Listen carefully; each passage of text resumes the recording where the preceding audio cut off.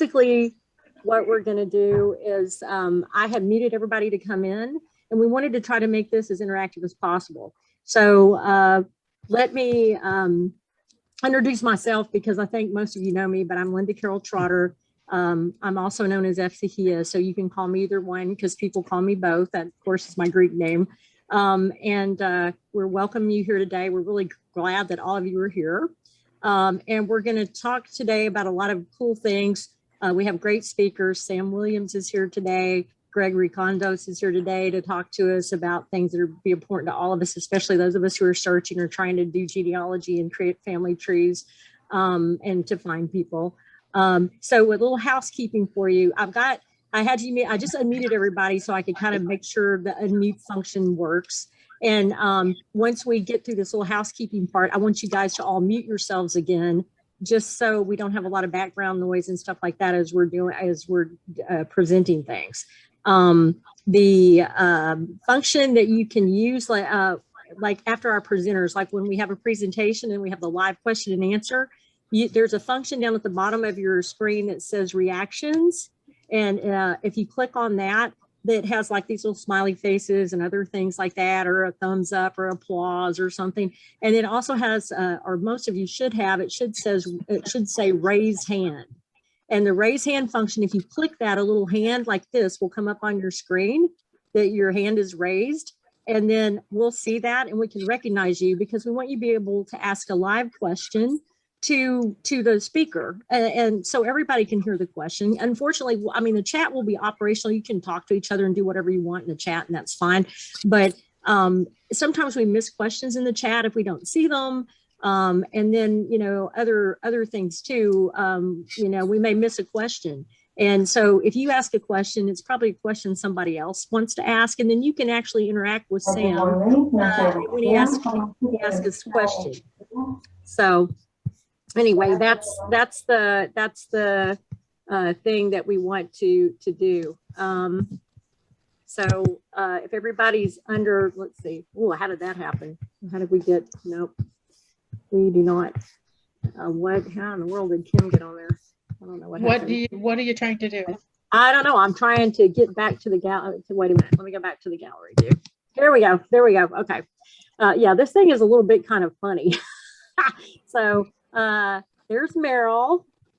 Let's see, the only board of directors person we're missing is Maria. Let me ask Meryl to unmute this.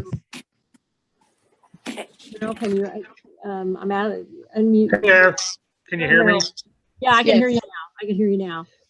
Looks like the only one we're missing is Maria at this moment. So let me go through here and spotlight my board of directors people. I need to go back to get Meryl.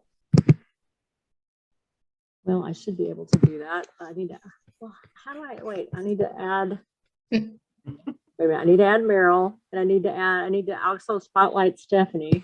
I'm here, I'm spotlight. I know. Oh, add spotlight. Okay, there we go. That's what I had to do. Then I had to go back to the view again, to gallery, and add spotlight to me. Okay, there we are. Okay. So let me, I'm going to share my screen really quickly with everybody so they can see what we're doing.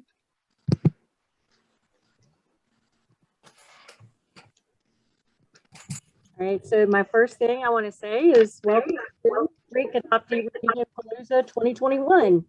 And we're glad to have you here. This is the first time we've tried something like this interactive, so we can all talk to each other at various times during these things. And I'm going to, no, I need to start this.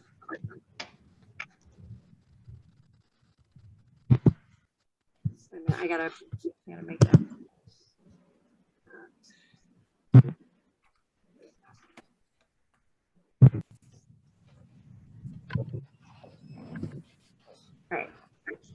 All right, there we go. This is today's schedule. I just want everybody to be aware of what we're going to do. Today's Saturday, and we're going to introduce our board of directors here coming up just in a second. I want to give you kind of an overview of what we do and the assistance we provide. give you some contact information, then let you ask questions of our board of directors. And at 1 o'clock, we have Sam Williams, the Orthodox Genealogist, who will be unraveling the mysteries of DNA when you're searching for your family, with a live Q&A with Sam after that. When we're done at 2, you can grab a coffee or a Coke or whatever else you want to get. And we're going to have a virtual Greek coffee hour and adoptee story time. So that's a time for you to use that raise your hand function in the reactions tab. And we'll go around and let each person introduce themselves, tell a little bit about their story. If you're not an adoptee, you're still a Greek coffee hour, and you can tell us why you're here with us today. And then also then after that at 3, we have Gregory Kontos of Greek Ancestry, and he's going to talk to us about searching for and accessing records in Greece. And then we'll have a live Q&A with him.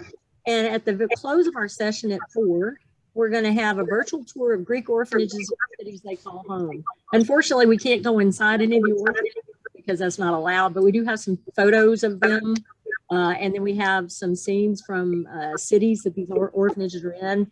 And it's a very short video, like 7 or 8 minutes.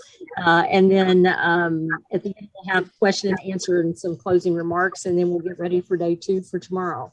So that's the schedule for today.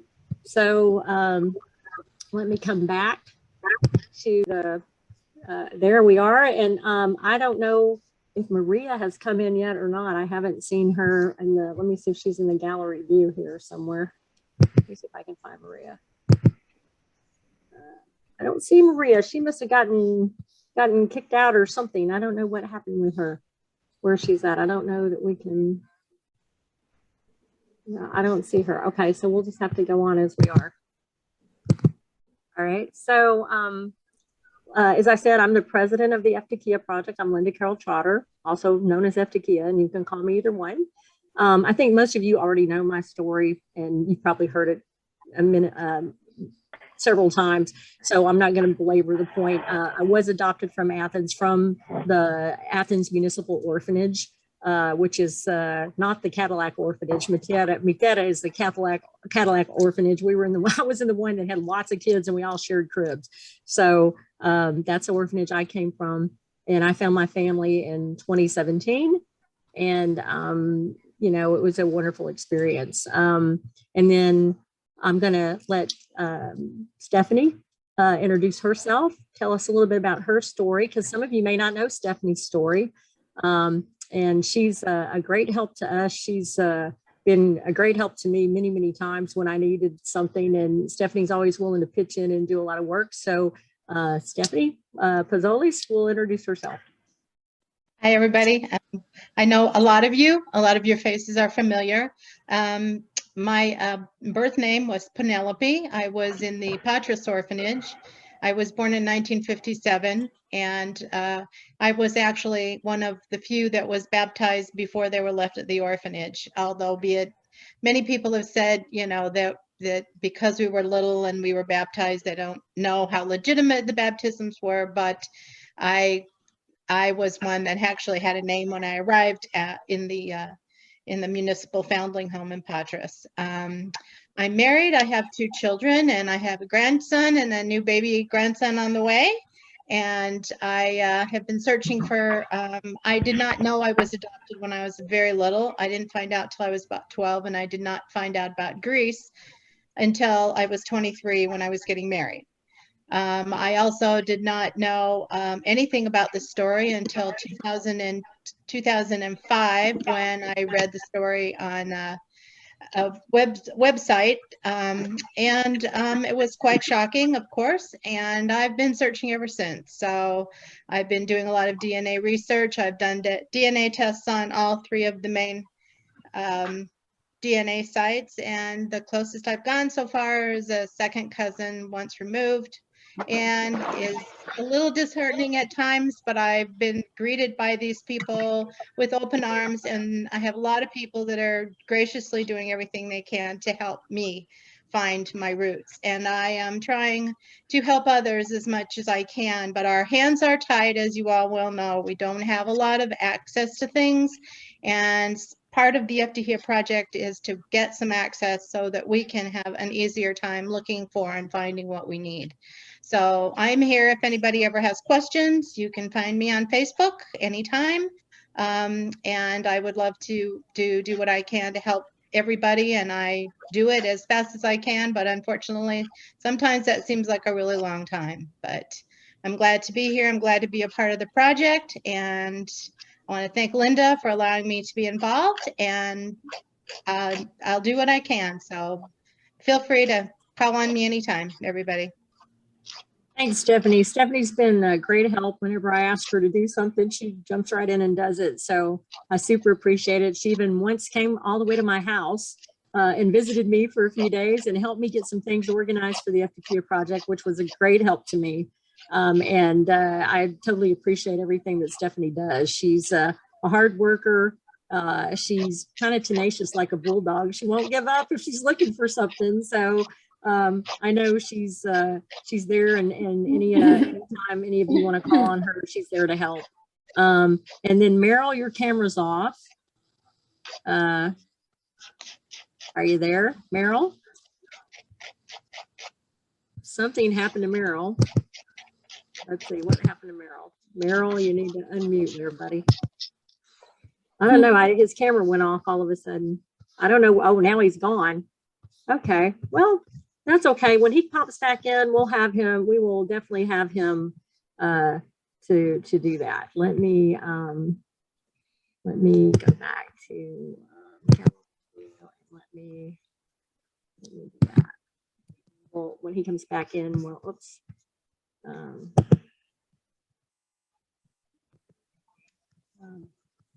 Maybe while you're trying to get people, get him back in there. Mm-hmm.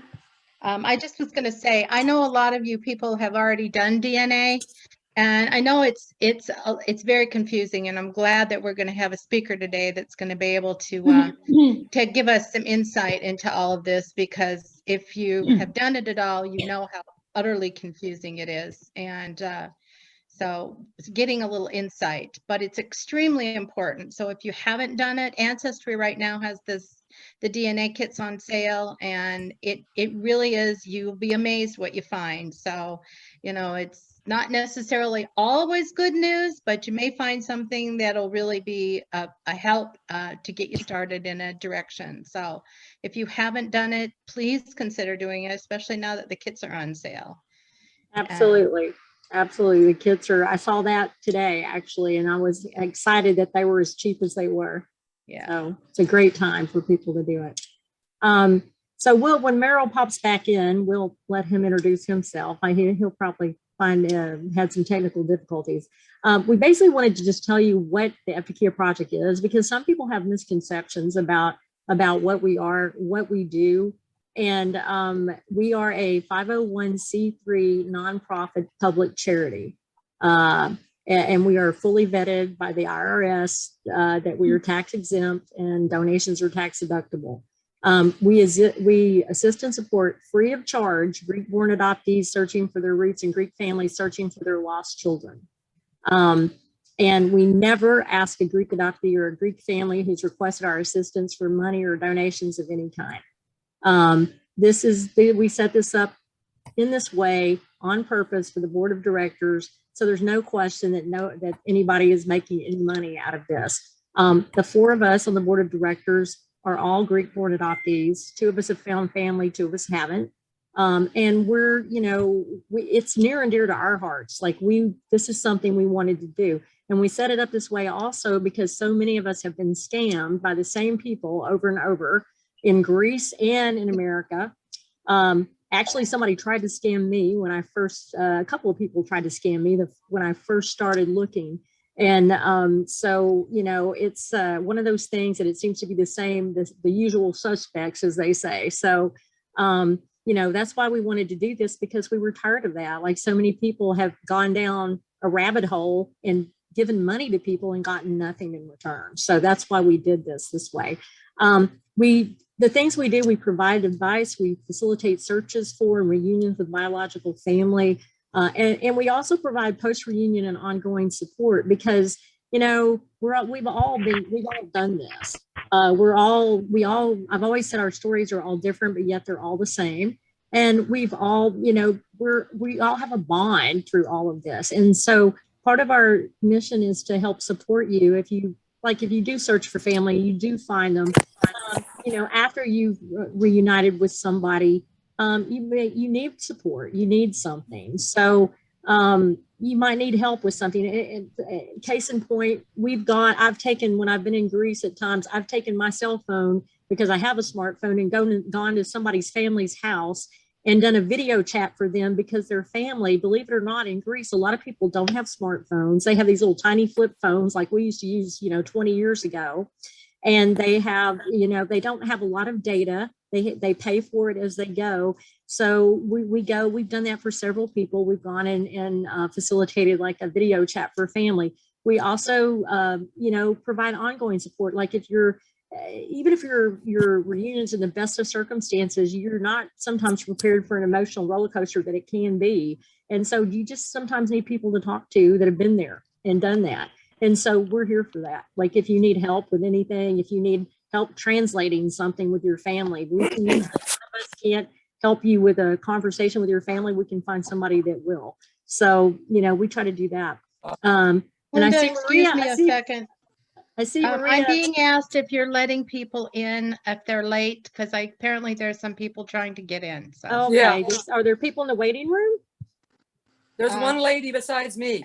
There's one woman, Gianna. Okay, let me see, because in the waiting room, everybody's been let in from the waiting room. There's nobody. Yeah, they can come in. They can come in anytime. Yeah. They Okay. can at any point. Yeah. Good morning. Good Good morning. morning, Maria. morning, Maria. I'm going to let you and Meryl introduce yourselves in just a second, since we kind of have some technical difficulties, I think, on Meryl's end too. We also have a DNA kit distribution program in which we distribute kits for free to families in Greece and adoptees with financial need. So we do that. We actually are supported in that a lot by some of you have actually supported us by donating kits to us to use in Greece and to give to people who can't afford them. So, we really appreciate the donations of kits, and that's an ongoing need that we do have as DNA kits. So we're always happy to get those, and we appreciate all of you who have already given us kits. That's been great, because hopefully with those, we'll find family for somebody. And the other thing we do, we advocate on behalf of all Greek-born adoptees with the Greek government for transparency from them about our adoptions, unfettered access to our adoption, orphanage, and birth records, a DNA database we hope to get one day for adoptees and their biological families, and the all-important thing that's really on all of our minds right now, Greek citizenship for all of us, because we deserve it. We were born there. So that's the one thing we really want, and that's one thing we're working on. We'll talk about that in a second. But now I want to bring back Meryl and Maria. Let me find them on my little thing. Okay, let's see. All right. Now let me go back and get Maria. What is this thing doing? Let me get my view. There's Maria. Let me get her. All right, there we go. Oh, where'd Meryl go? He disappeared again. I see him. I see a blank. I don't see him. Do y'all see him? Oh, there he is. I see him now. Okay. Oh, I heard. So if you guys, if the rest of you would mute yourselves for right now, go where the little microphone thing is and mute yourself, just so we don't have background noise. Okay. All right. So Stephanie's introduced herself. Meryl, do you want to go ahead and introduce yourself now that you've found a way to Linda Carroll. Yeah. Do you want to go? Can I go next? Can I go next? I do have to get going. I'm so Yes. sorry. Yeah, I knew you had other things. Please go ahead, Maria. Hi, everyone. Maria Heckinger here. This is, many of you know my story. I met these crazy people a few years ago while searching for people's families. Linda Carroll and I, as she had said, found ours. But we are the ultimate cheerleaders for those who have not. So I live out in the West, Washington State, as you know or don't know. I don't know. I'm trying to, I'm the secretary of the group. Just glad to be here. Linda Carroll's done a lot of work here. She does a lot of work all the time, but she's done a lot of work. This is amazing. I have some family personal issues happening now.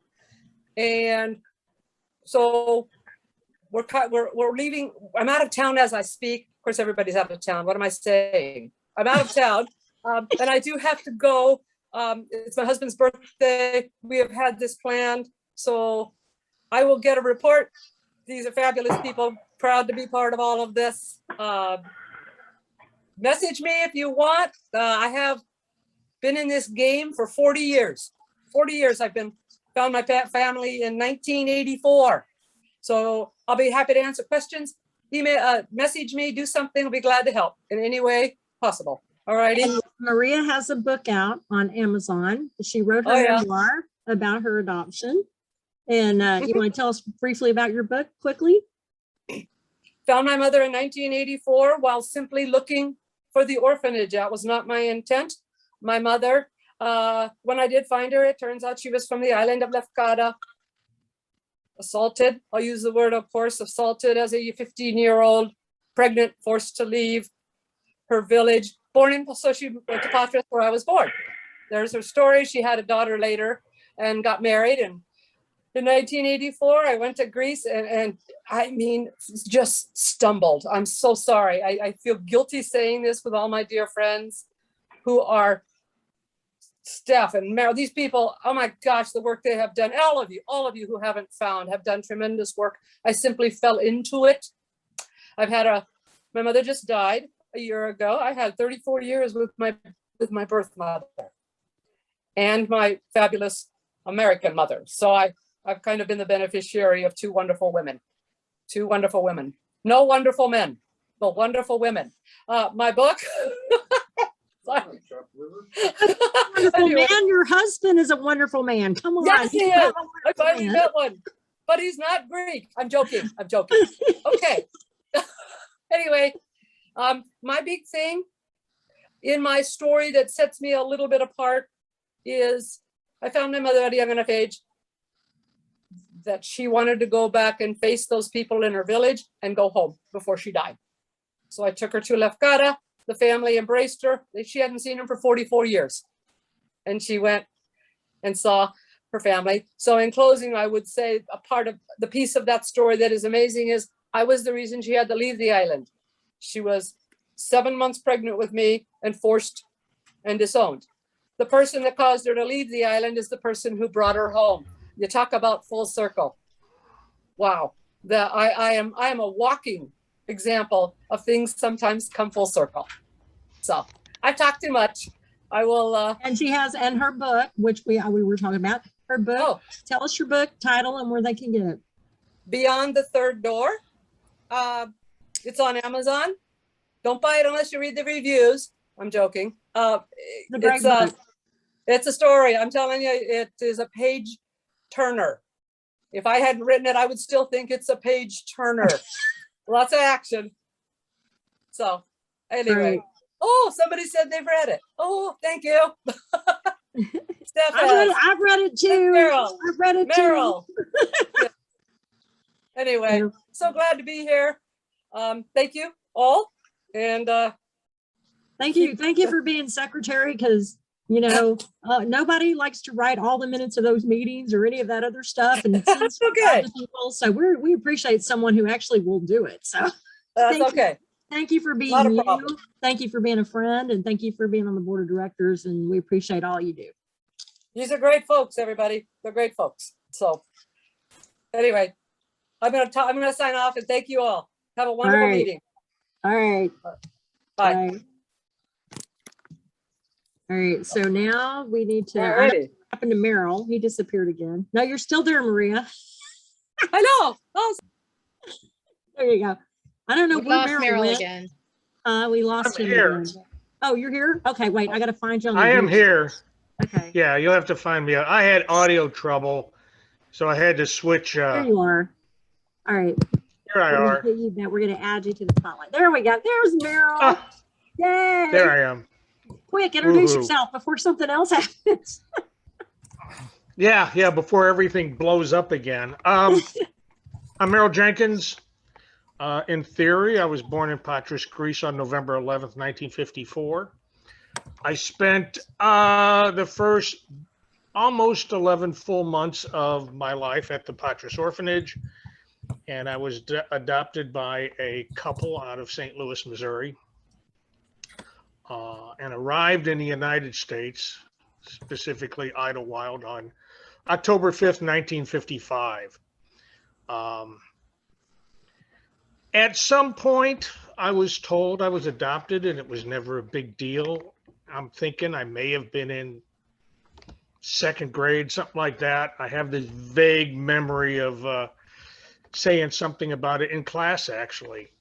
I've always been proud to be Greek. My adoptive parents, of course, were not Greek.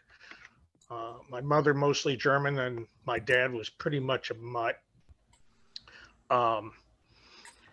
So I wasn't exposed to a heck of a lot of Greek heritage. But you know, you see stuff on TV and it's Greek, and you go, "Yeah, that's me." You know. So that's about the extent of it. I've always felt that for whatever reason I was put in the orphanage. My birth mother, and this is my thoughts going way back. My birth mother must have had good reason. I've never held any ill will, and I still don't to this day. I just realized there could be a myriad of reasons nowadays that it could have happened, not just, oh, things were bad, you know. I didn't start my search until March 12th, 2011. My wife had passed the previous September, and this happened to be a really lousy March cold morning, and I typed the words Patras Orphanage into the Google machine, and that's where it all started. The first entry was from an orphanage that was basically an all boys thing, but the second entry I clicked on was to the Pound Pup Legacy website, and in particular the New York Times article from 1996 that exposed everything. And I had never heard of any of that before. And I read that and I just said, holy shit, could I have been part of that? And that started everything. So I've been at it a little over 10 years now. I've taken DNA tests with a bunch of different families to no avail so far. Other than I got a match when I did 23andMe back in March. I got a match that 23andMe said was a first cousin once removed. That's the closest up match I've ever had anywhere. I started with Ancestry in 2013, and I uploaded the DNA file to GEDmatch, MyHeritage, and FTDNA.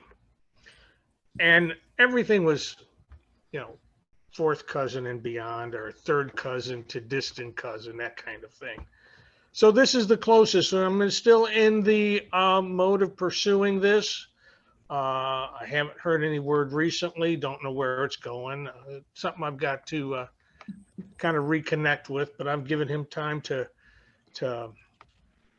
I've made contact with him, and he seems really interested in helping, and he was going to get a hold of cousins and stuff like that are over in Greece and see if they're willing to do tests. But I have not heard anything further since then. So that's pretty much where I'm at right now. And that's it. So tell everybody what you do for the Eftychia Project. Oh, I'm the money guy. Now, treasurer for the Eftychia Project, yeah. And also the person who is the whiz at searching Ancestry. If I get stuck, then I can't find something. So I've had pretty good luck at that. Yes, you're quite good at searching for stuff. So Merrill does a lot of that. He does a lot of searching for us. And you know, if I have somebody I cannot find the naturalization petition. If Merrill can't find it, it means that it was in one of those states that doesn't put them online. But a lot of times if I can't find it and I'm having trouble, he can find it. I don't know how he does it. It's like a secret or magic or something, but he does a really good job at finding things for us when we're having difficulty looking for stuff. So he's very good at figuring out how to search things in weird ways that I would never think of. So he does a great job for us doing that. And we're on standby for him. If the cousin that he's talking about comes up with someone who will do DNA on this next trip to Greece, I've got kits and I'm not afraid to use them. So we're gonna help him out if he finds someone that he can do DNA with, and hopefully soon we'll solve the mystery of where he belongs in that area. So we're grateful for Merrill and grateful for what he does, and I'm also grateful to him and Stephanie both for being not only on the board, but being really good and dear friends and always there for me whenever I need anything. And so appreciate them more than you know, more than words can say. I'm going to get back to my PowerPoint here, just so we can not get bogged down. Let's see, where am I at? Here I am. You guys have to bear with me. This is the first time I've ever done this thing. And I spent a lot of time on Zoom with the people from Zoom trying to figure all this out. So it was kind of interesting to do all this. I've been on a lot of Zoom calls, but never on a Zoom call of my own. So we just want to tell you something too here. We said what the Eftychia Project was. I kind of want to tell you what it isn't, because people get confused about what we actually do, who we actually work with, what we actually are doing with people. We're not a Facebook, because I get people all the time, they want to join our group. We're not a Facebook group. We're a nonprofit organization. We have a Facebook page. A membership in any group isn't required to ask for our help or to attend any of our events. Like, our events and all are open to the public. So you don't have to do anything to actually do stuff with the Eftychia Project. You can do stuff with us, and it's you don't have to belong to anything. If you want to make sure you get all of our posts and stuff, you just need to like and follow our Facebook page and visit our website, which is now mostly operational. We just did some quick stuff to it the other day to hopefully make it more visible on search engines and stuff like that. So go and visit the eftychiaproject.org, and when you do, give us some feedback on it. Tell us how somebody's drawing. Now, who's drawing on my screen? Somebody just drew a red line on the screen. How did that happen? Not sure how that happened. I think that somebody must be hitting an annotate button. Oh, it's Jill Pigeon. I see you, Jill. You're hitting something. You put a red mark on my screen, girl. Anyway, our scope is limited to Greek adoptees born in Greece who were either adopted abroad or remained in Greece, and Greek families searching for their children lost to adoption. So I'm going to give you a couple examples of things that we don't have the resources to allocate to. And this has happened. These are actual things that have happened. Great-great-grandpa migrated to America. He went back to Greece. Your family lost track of him and you want to find him. And so you contact us. That doesn't fit our scope. And, if we would love to help you, but we just don't have the people to allocate to something like that because we're so invested with adoptees. Some people, we've been contacted by people, oh, I did a DNA test and I found out that I've got Greek ancestry. I want to find my unknown Greek relatives in Greece. Yeah, we don't do that either.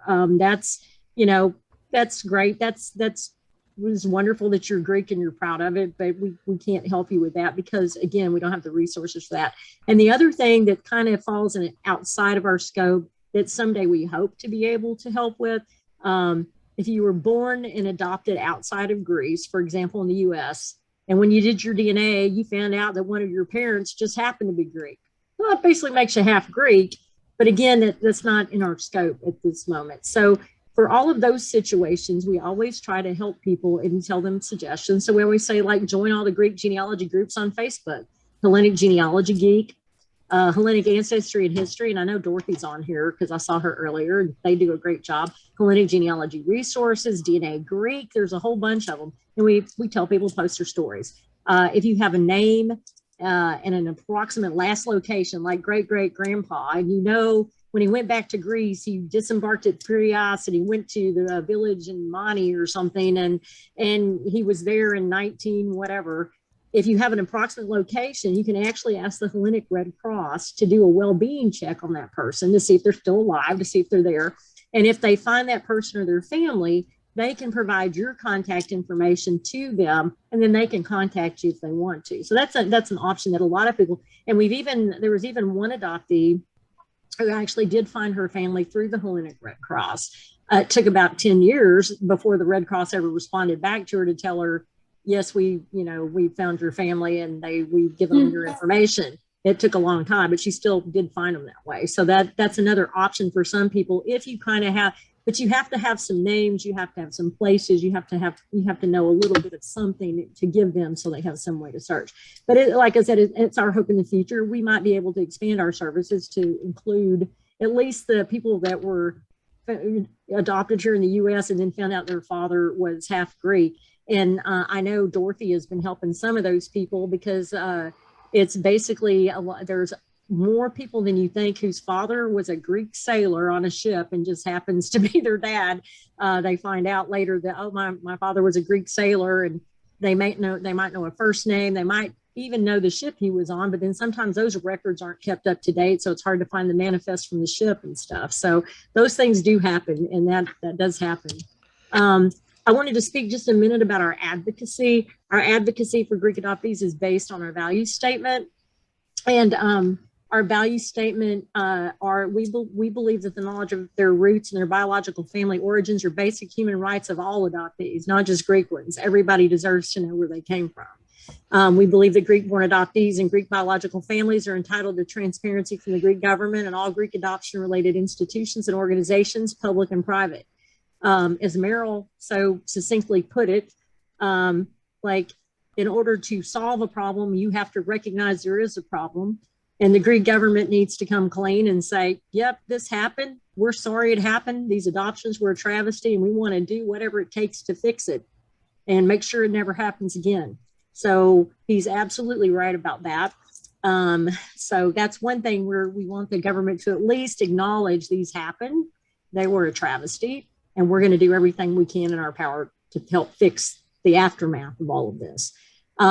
And the aftermath has been a lot of things, including all the next things I'm going to talk about. We believe that Greek-born adoptees are entitled to unfettered access to their Greek court, orphanage, institutional organization records, public and private, related to their adoptions, as well as their birth records and copies of all of their adoption-related documents. The laws passed in 96 and 97 in Greece should cover all of that.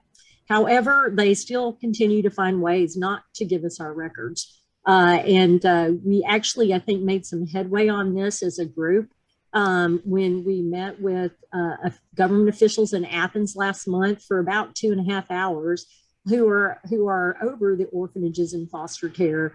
And they were appalled that we're having so much trouble still getting records. They actually told me, why haven't you all come to us before? Because we're very accessible. And I'm like, because nobody knew where to tell us to go. Every consulate will tell you something different. Even if you get a hold of the orphanages or somebody else, they'll tell you something different. They never told us where to go, because I think in a lot of cases they don't know. So you get a lot of misinformation, you get a lot of conflicting information. And I told the lady, I said, we know where you are now, so we'll be back.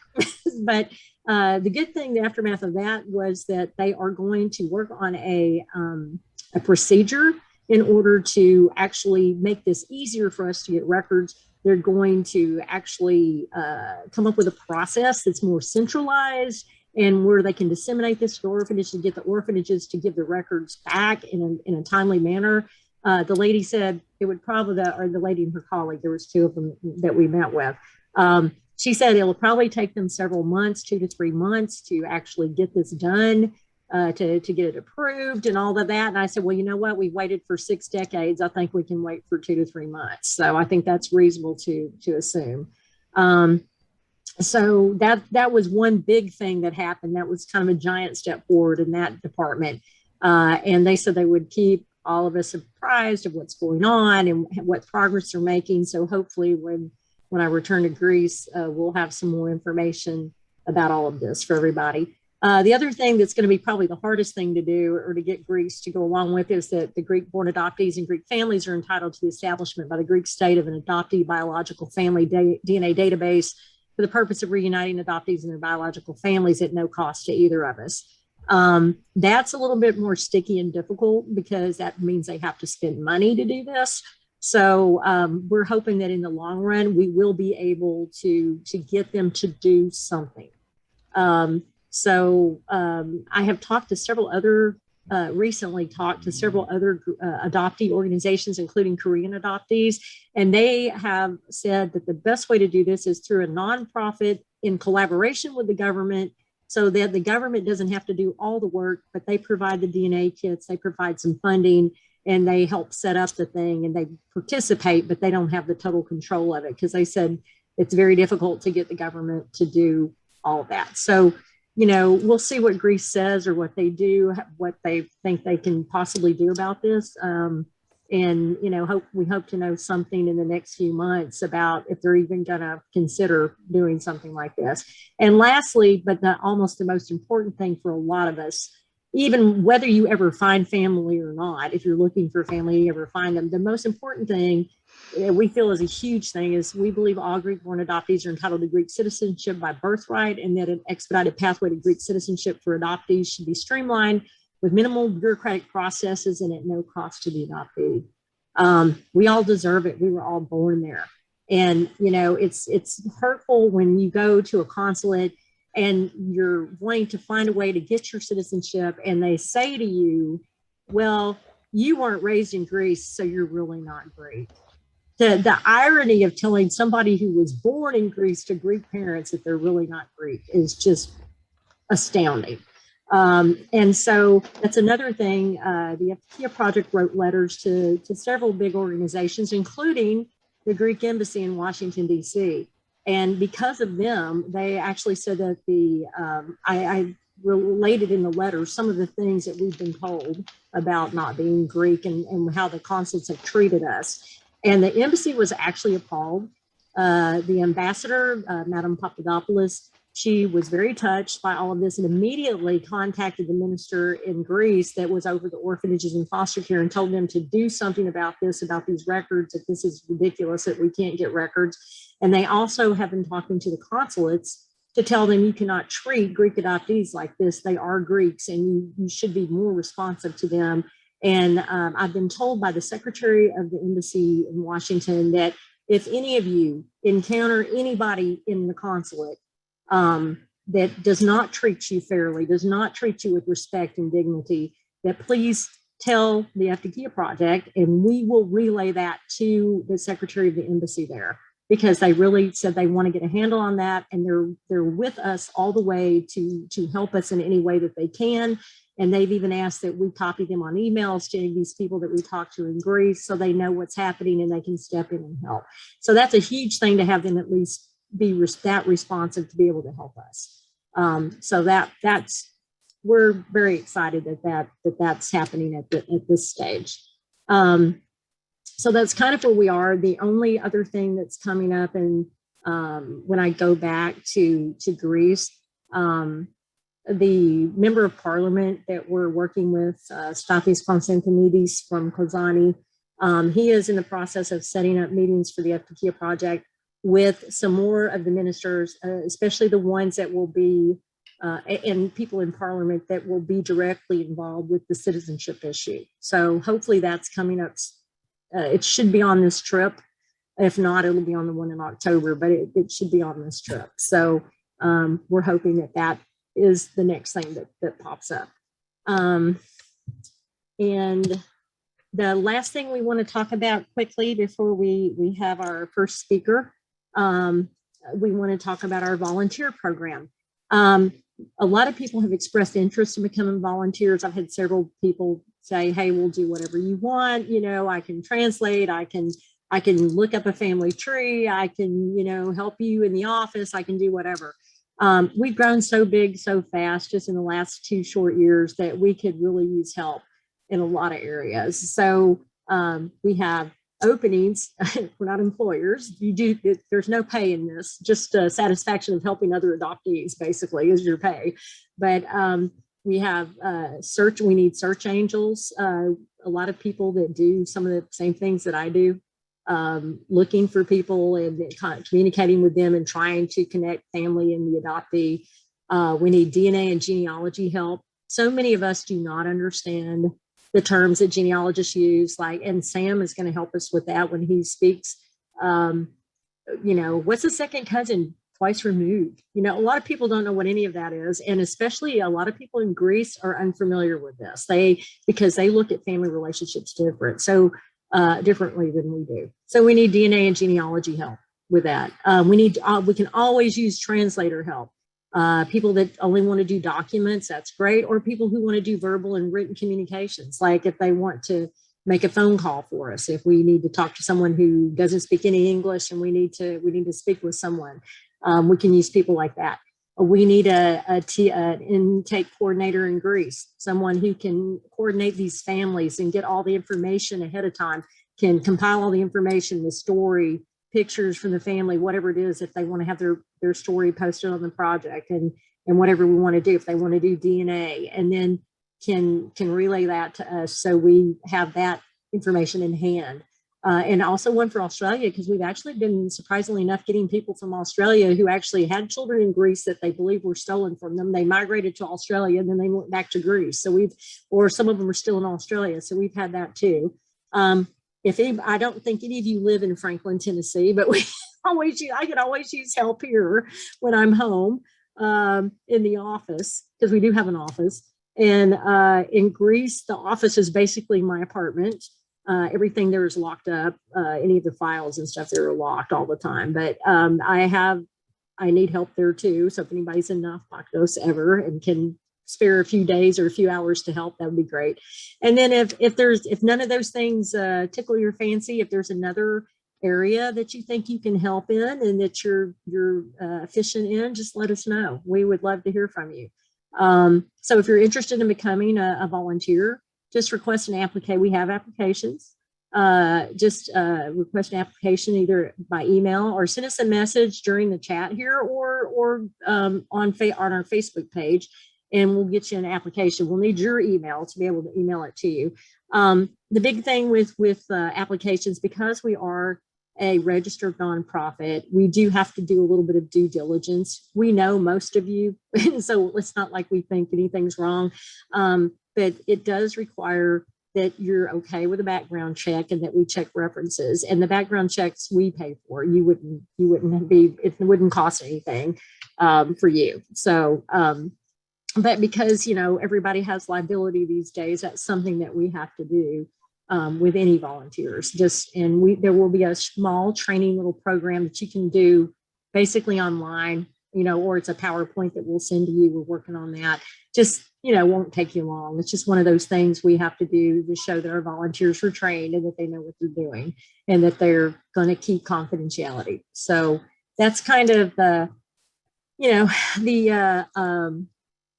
gist of the volunteer program. And that's for tomorrow. So I'm going to stop my screen sharing here. Let me just do that. All right, there we're back.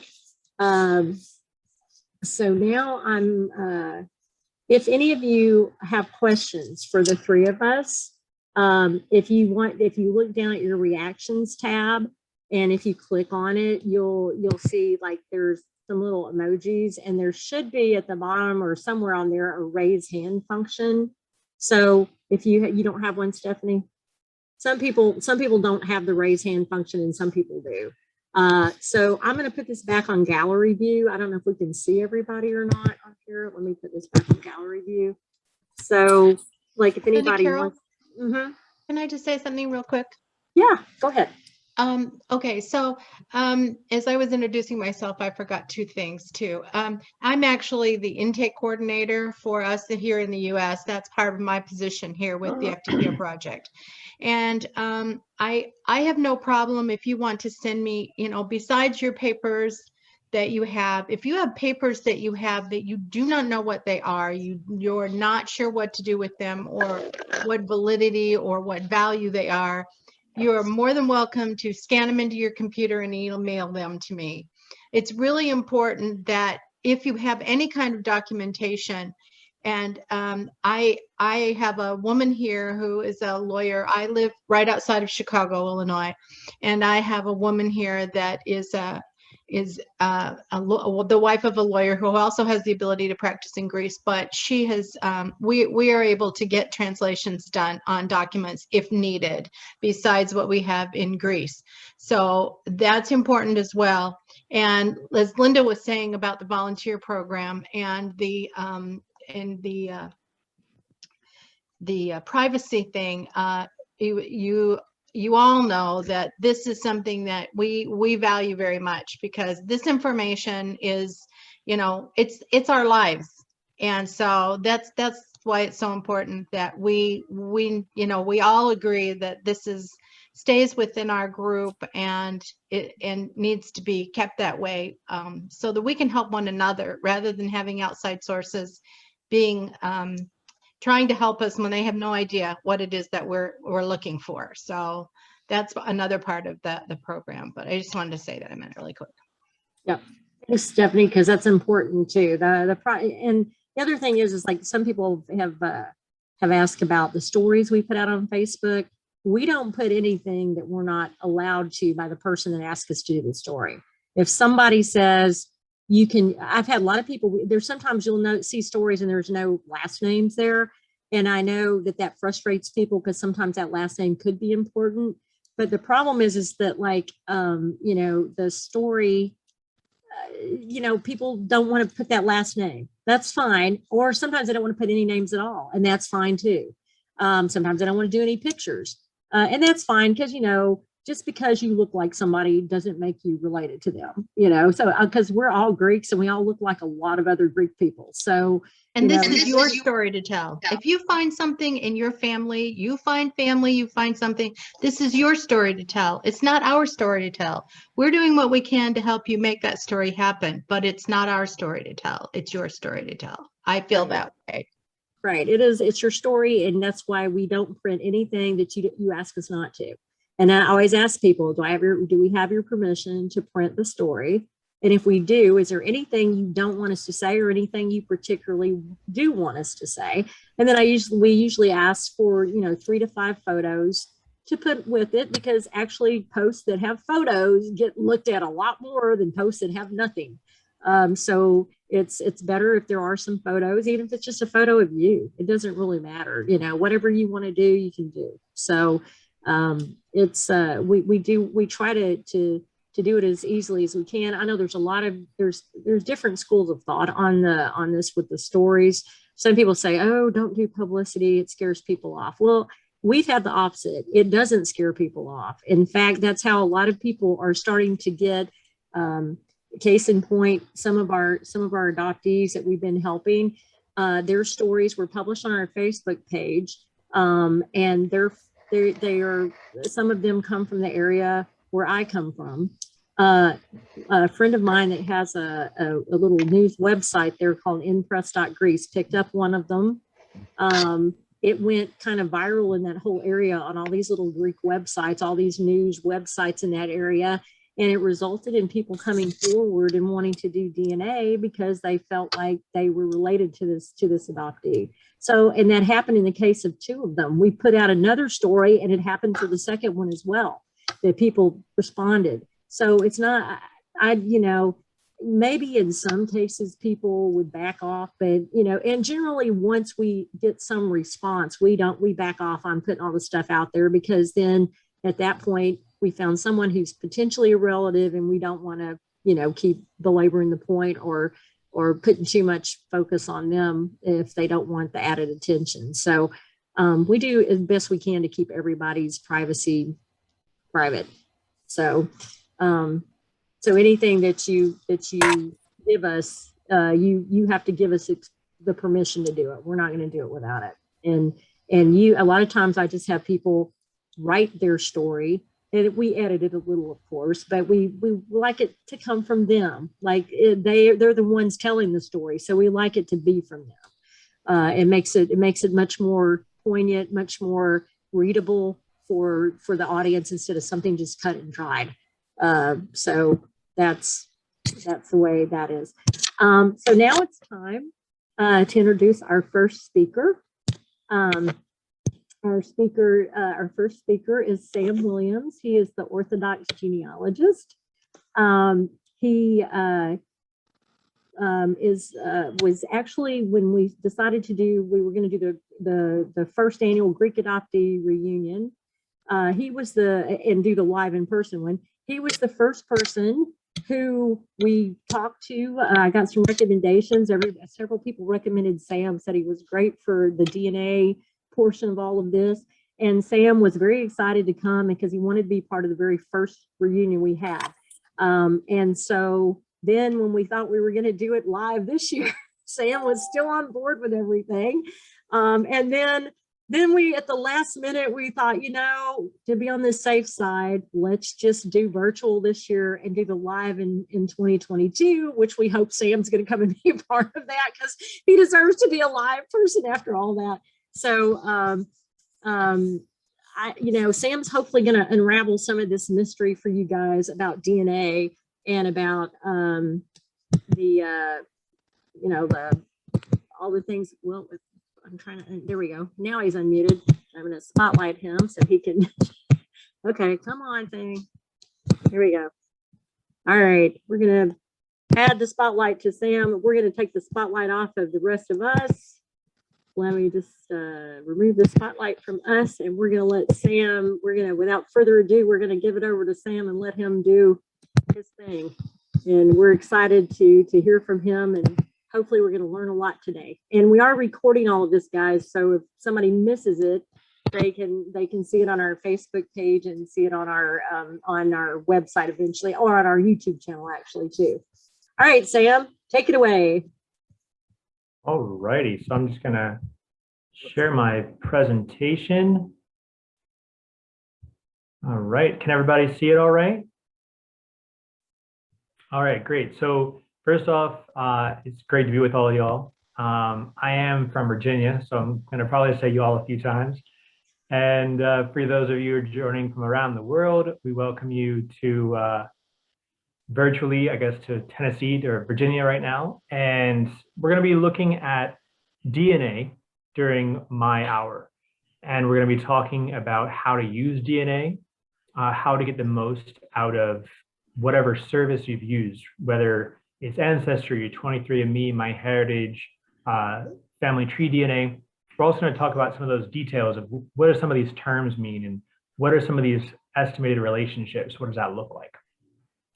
And so a little about me, so you know who you're listening to. I am a professional genealogist. My website is the Orthodox Genealogist. You can find me in a few different ways, but I'm going to talk about that at the end. I also am full-time in ministry in the Greek Orthodox Church. I graduated from seminary in 2013. And since then, I've been a youth director and pastoral assistant in New Jersey and in Virginia. And I'm a member of the Association of Professional Genealogists, and I've studied in a couple of different ways for my genealogy work.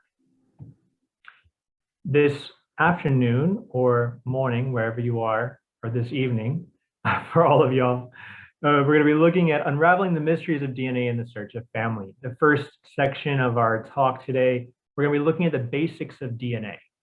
What are the basics that you need to know? I'm not going to go into a lot of details on all the different types of DNA testing that you might go to do, but I'm going to give some introduction to that. Then we're going to talk about understanding relationship estimates that these DNA testing companies give us with working with our DNA matches. And then the majority of today's presentation will be on using DNA testing companies, Ancestry DNA, 23andMe, MyHeritage, and Family Tree DNA. And a lot of the majority of what I'll be sharing is going to be coming from Ancestry, and I'm going to tell you why that might be the case. Now, the first thing, today is not going to be about using ethnicity results or how to look at ethnicity results. The reason for that is because I already have a presentation that is free and available on the internet that was part of this year's International Greek Ancestry Conference that was held on January 31st. You can find that at Greek Ancestry's YouTube channel. And the title of the video is Applying DNA to Greek Genealogy. Don't worry about not being able to find that link right now. I will share the link in the chat after my presentation is done. And again, that has more details on using ethnicity estimates for those with Greek roots, how to understand, why does it say I'm part Italian, or why does it say I'm part Asia Minor or Turkey? Does that mean I'm Turkish? No, it doesn't. Go watch that video to find out why. And a lot of it has to do with migration and history. So I'll share that link at the end, but we're not going to be talking about ethnicity estimates today. So let's look at some DNA basics for all y'all. The first and most helpful tool for using DNA testing is what's called autosomal DNA. This is the DNA that's in every cell of your body. And it's DNA that you got from both of your parents. You got 50% from your mom and 50% from your dad. So this is why it's really helpful, because it's going to have, little bits of DNA from a lot of your ancestors on both of your sides. The thing about autosomal DNA is that every generation you lose some of your ancestors' DNA. So you only have half of your mom's DNA and half of your dad's. And your dad and your mom only have half of their mom and dad. So it starts getting kind of complicated the further back you go, but it's still useful in a lot of different ways. And so this is the type of DNA that you have tested with Ancestry DNA, 23andMe, MyHeritage, and Family Tree DNA. So that's what we're going to be talking about later. Now, the amount of DNA that you share with someone is measured in centimorgans, abbreviated C, big M. And this is essentially a measurement of where your DNA matches with another person. That's an oversimplification, but that's the best way of looking at it. So if you share a certain number of centimorgans of someone, that tells you how much of a relationship you have with them. Now, there's some other types of DNA testing out there, and they're less common and they're more advanced for very specific purposes. There's Y DNA and there's X DNA. Every person has an X chromosome. A woman has 2, a man has 1. So that's one type of DNA that can be tested with some companies. And then there's the Y DNA, the male sex chromosome that's received only from their father, from their father, from their father. That's really only going to come in handy if you are a man and you're wanting to know more about your paternal line. It's not going to be as useful for Greeks because surnames historically are very recent for people of Greek heritage. So it's going to be a little more complicated for using that. There's also mitochondrial DNA, and that's passed on from mother, from their mother, from their mother. So just wanted to give you that brief DNA basics intro, but what we're going to be talking about today is autosomal DNA. If you want to learn more about DNA and really get really good advice on understanding DNA testing and how to use it, I really recommend this book, The Family Tree Guide to DNA Testing and Genetic Genealogy by Blaine Bettinger.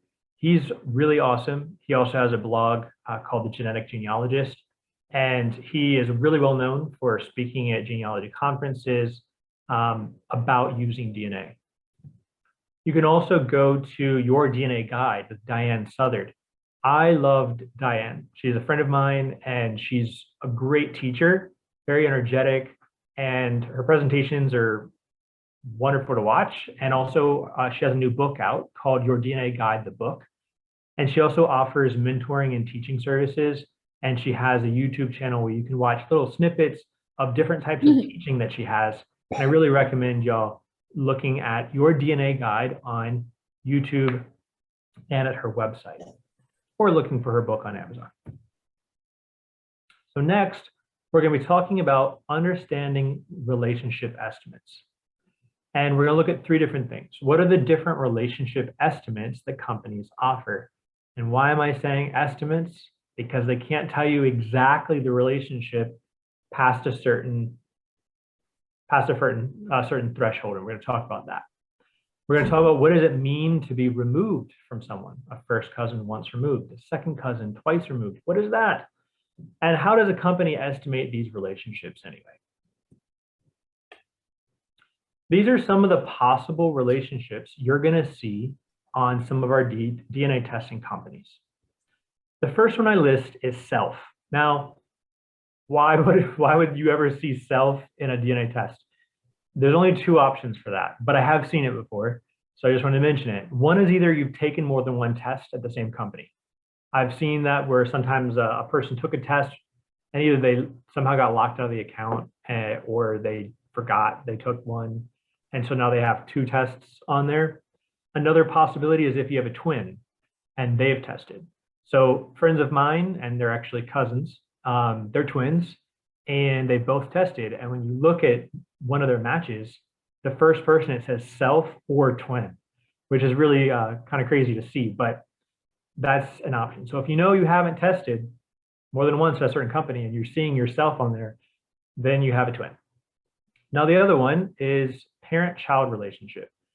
This is foolproof. I'm calling it foolproof because if you match with someone and the DNA testing company is saying that it's a child or a parent relationship, there's no other option. The amount of DNA you share with them can only be that. Same with full sibling relationship. The amount of DNA that a person shares with a full sibling can only be that. But then you get into some muddy territory, and that's this section that's called close family on most websites.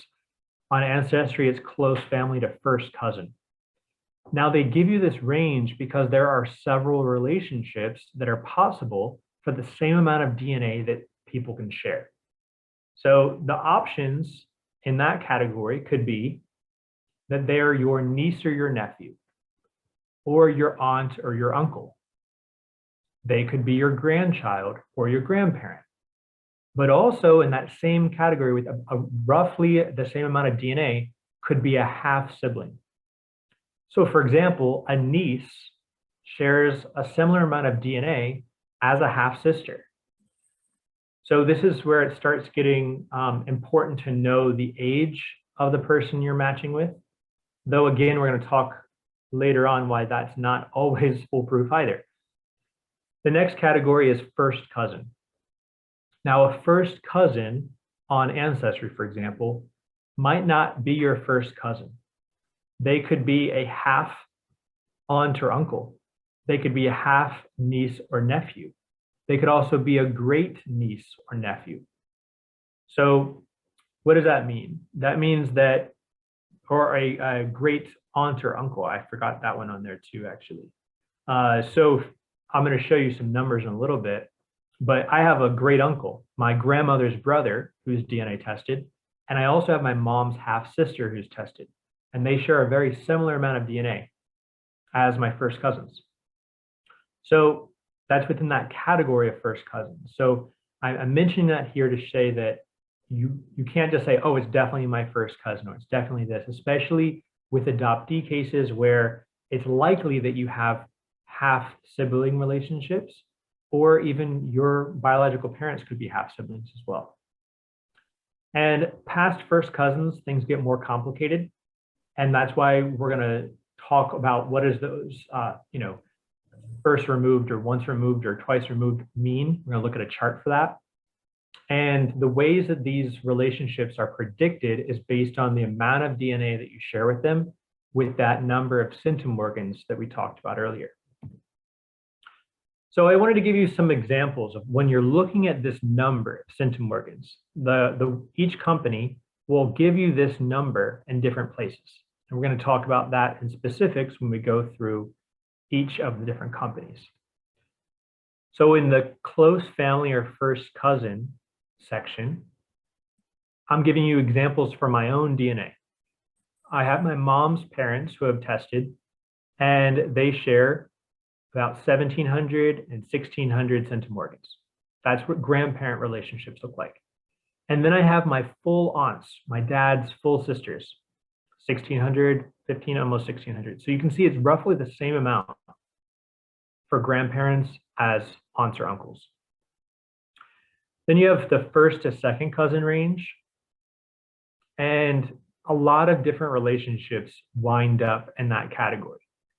So I have within that section on Ancestry, I have a first cousin, I have my mom's half sister, I have my grandmother's brother, I have my dad's first cousin, and I have my first cousin's son. And you can see how the amount of DNA kind of goes down. So a first cousin, they're sharing more than my mom's sister, more than my grandmother's brother. And then my dad's first cousins share a similar amount of DNA as my first cousin's children. So I'm going to show you a chart for that as well, that hopefully some of y'all have used as well, that you can also benefit from. And then in the second and third cousin, I have my second cousin on here as well. Now, again, the age of the match generally is a really helpful indicator on which of those the person might be. You know, if you're curious, are they really a first cousin, or could they be some sort of once removed relationship or a half relationship? Generally, the age of the match can help you with that. And sometimes some companies will give you that information on their person's profile, or if they have a tree and you see when their parents were born, you might get a sense of how old they might be. But I want to give you a caveat. Some families have children at different ages. So while you might think, oh, most people have kids around their 20s. Well, some people have kids in their 40s. So you don't know if someone's first cousin is going to be on the same generation, same number of, the same age as them. So for example, I have a first cousin who is in his 50s, I think. And he is older than my half aunt on my other side of my family. So, my first cousin you'd think would be closer in age to me. But because my grandparents remarried, and because my dad was the youngest son of a set of children, sometimes relationships can blur with age. Now, this is the chart I was talking about. This is the Shared Centimorgan Project. Blaine Bettinger is part of this, whose book I recommended earlier. And on this chart, you can see visually what a first cousin once removed is, what a second cousin twice removed is, for example.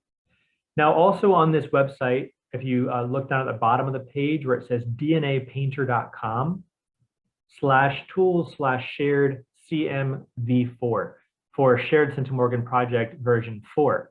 The picture I'm showing you on the screen is version 3. It's only changed slightly. This is the, basically they've gotten data from a whole bunch of different people where they've told them, hey, this person is my first cousin once removed, and this is how much DNA they share with me. And they've taken all that data and they've put it into this chart. And the number, so if you start with yourself where it says self, then it shows your child, your grandchild, your great-grandchild. The number right under the relationship is the average amount of centimorgans that you're going to share with them. The numbers below is the range that is common to be found.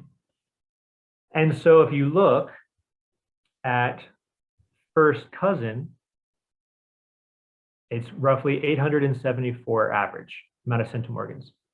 And if you look at the half aunt over here to the left of parent, 891. So you can see how a half aunt or uncle could share roughly the same amount of DNA as a first cousin and also a great aunt or uncle. So what does it mean to be a first cousin once removed? When we say removed, it means you are one generation removed from the shared common ancestor. So if I have grandparents, so if I share grandparents with someone, they are my first cousin. Now that first cousin could have children, and that their children related to me are my first cousins once removed. Now in Greece, I would be their Theo. But you're not, I'm not really their Theo. I'm their first cousin once removed. But culturally, I would be their Theo. And so in the same way, really anyone in Greece that's older would be your Theo or your Thea.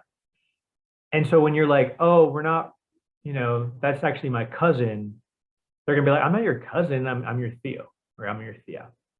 So that's why some of these relationships aren't going to make sense. They barely make sense to people in the US because we don't really talk like this very often. We generally say, oh, they're my second cousin, or they're my third cousin. And we really just mean like, they're not my first cousin, but we're somehow related.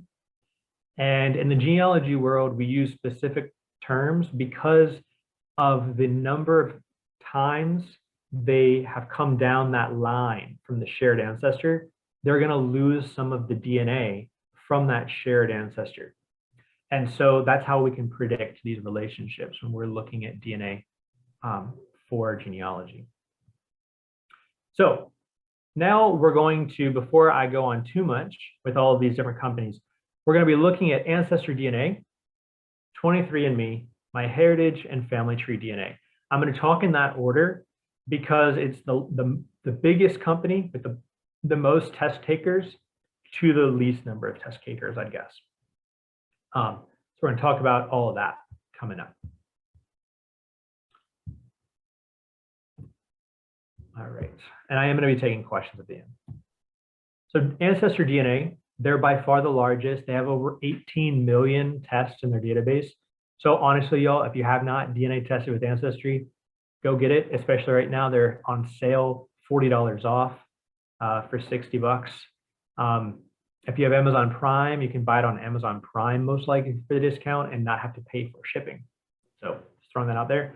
I don't even work for Ancestry, I'm just letting you know. Now, DNA matches are the most beneficial as a tool that Ancestry has for adoptees. And then looking at shared DNA matches.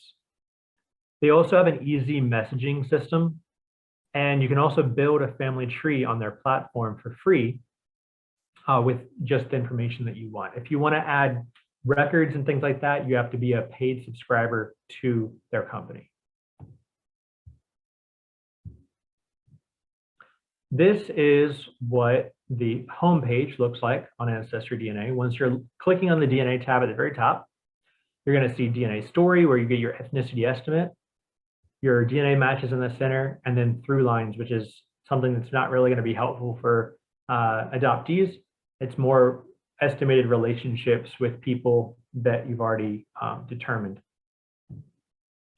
The most helpful, most important part of Ancestry DNA's website is this section, view all DNA matches in the center. So once you're here and you go view all DNA matches, that's where you want to be. You can sort all your matches by relationship, which is the default. You can also filter them by those that you haven't viewed yet, people that have common ancestors, those you've messaged. There's all sorts of different ways. It's really user-friendly. You can also search your matches. That's really useful, especially if you see maybe certain surnames that you think might be in your background and you're not quite sure. You can search either the surname of your matches. You can also search surnames of people in other people's trees. You can also search birth location in matches trees. These are all useful tools for connecting with family. Also, Ancestry has a great grouping tool where you can give different colored dots to different matches that will represent different families or different connections that you've identified in working through your matches. This is what it looks like. The grouping on the left. So this is an example where I've grouped my aunt's DNA matches based on certain families. And so these people right here are my dad's first cousins, and they share these different family lines that I've been researching. And so then when I look at their matches, I can identify which of their shared matches are coming from those family lines too. It's a really helpful tool, and then you can group them that way and you can go back and find them easily. Now, when you're looking at a match, and I just have some of their names blurred out for privacy, right underneath of the predicted relationship, it'll say shared DNA. So for example, 230 centimorgans across 10 seconds. Now, this is my aunt's second cousin, which means their parents, my grandfather, and their parent were first cousins. So they share great grandparents.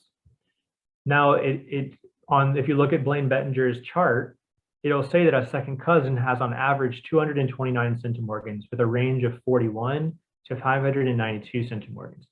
So 229, awfully close to 230. So it's right on what's expected for the amount of DNA that you would share with a second cousin. So when you're looking at a DNA match, you can see all sorts of different things. You can see the estimated relationship with the range. You can see the groups that you've already added, any notes that you've listed, their name or their username, and whether or not they've connected to a tree. And if they don't have a tree connected, doesn't mean they don't have a tree at all. It just means that you have to click on their homepage to see if they have trees. And if you aren't a paid subscriber, you won't be able to view the tree. But if they have their DNA test attached to a tree, you'll be able to view the first couple of generations, which is really helpful. And then when you're looking at a DNA match, and we're going to look at that in a second, you're going to see whether they have a tree. You can look at their ethnicity results, and you can see their shared matches. When you're looking for, Greek family, and you're seeing some matches in the US, the ethnicity will be helpful sometimes in identifying who they might be. So for example, let's say, two people named George Pappas, and one of the George Pappases is the dad, and the other George Pappas is half Irish. All right, well, if you look at their ethnicity and you see that the George Pappas you're looking at is half Irish, then you're like, oh, okay, that's the son, not the dad. So it can be helpful in some ways. And as I mentioned, you can only view full trees if you're a paid subscriber to Ancestry. This is where I was talking about with a match. This is a first cousin of my dad's matching with my aunt. And you can see where they have a tree listed here. And if you scroll down, you can see their tree. And you can also click on ethnicity and shared matches. Now, the most important part, once you're looking at this match, you're like, all right, well, I don't know who they are. I have no idea how we're related. And then you go on. No, go back, click on shared matches right here. This is the most important tool with working with your matches. I'm calling this the meat and potatoes of any DNA testing company, and it's where you get your money's worth. Because this tab shows all of the users that have DNA tested, whose DNA test matches both your DNA as well as the DNA test of the user that you're looking at. So for example, this is my dad's first cousin, Joan, and the shared matches are going to be all the people that match Joan as well as my aunt. And so that list is only going to include those down to those that share 20 centimorgans, which is a really small amount of DNA anyway. And likely matches under 20 centimorgans aren't going to be a big help for Greek adoptees anyway, because that's really distant. And so I wouldn't worry about that, but just letting you know that that's like caveat. And you can also sort through your shared matches. So once you have found your shared matches between you and another user, what do you do with that? The first thing to do is to organize those in some way. And you can do that with different colored dots with the groups on Ancestry. You can use your starring feature, or you can write notes. I do all of the above, but I used to only use stars before groups came out, and then groups came out recently, and it makes it a lot easier. So what I would recommend is that when you're working with your matches and you haven't used the groups or anything yet, you want to organize them and figure out how they're connected to each other. The first thing you want to do is find one of the closest matches to you.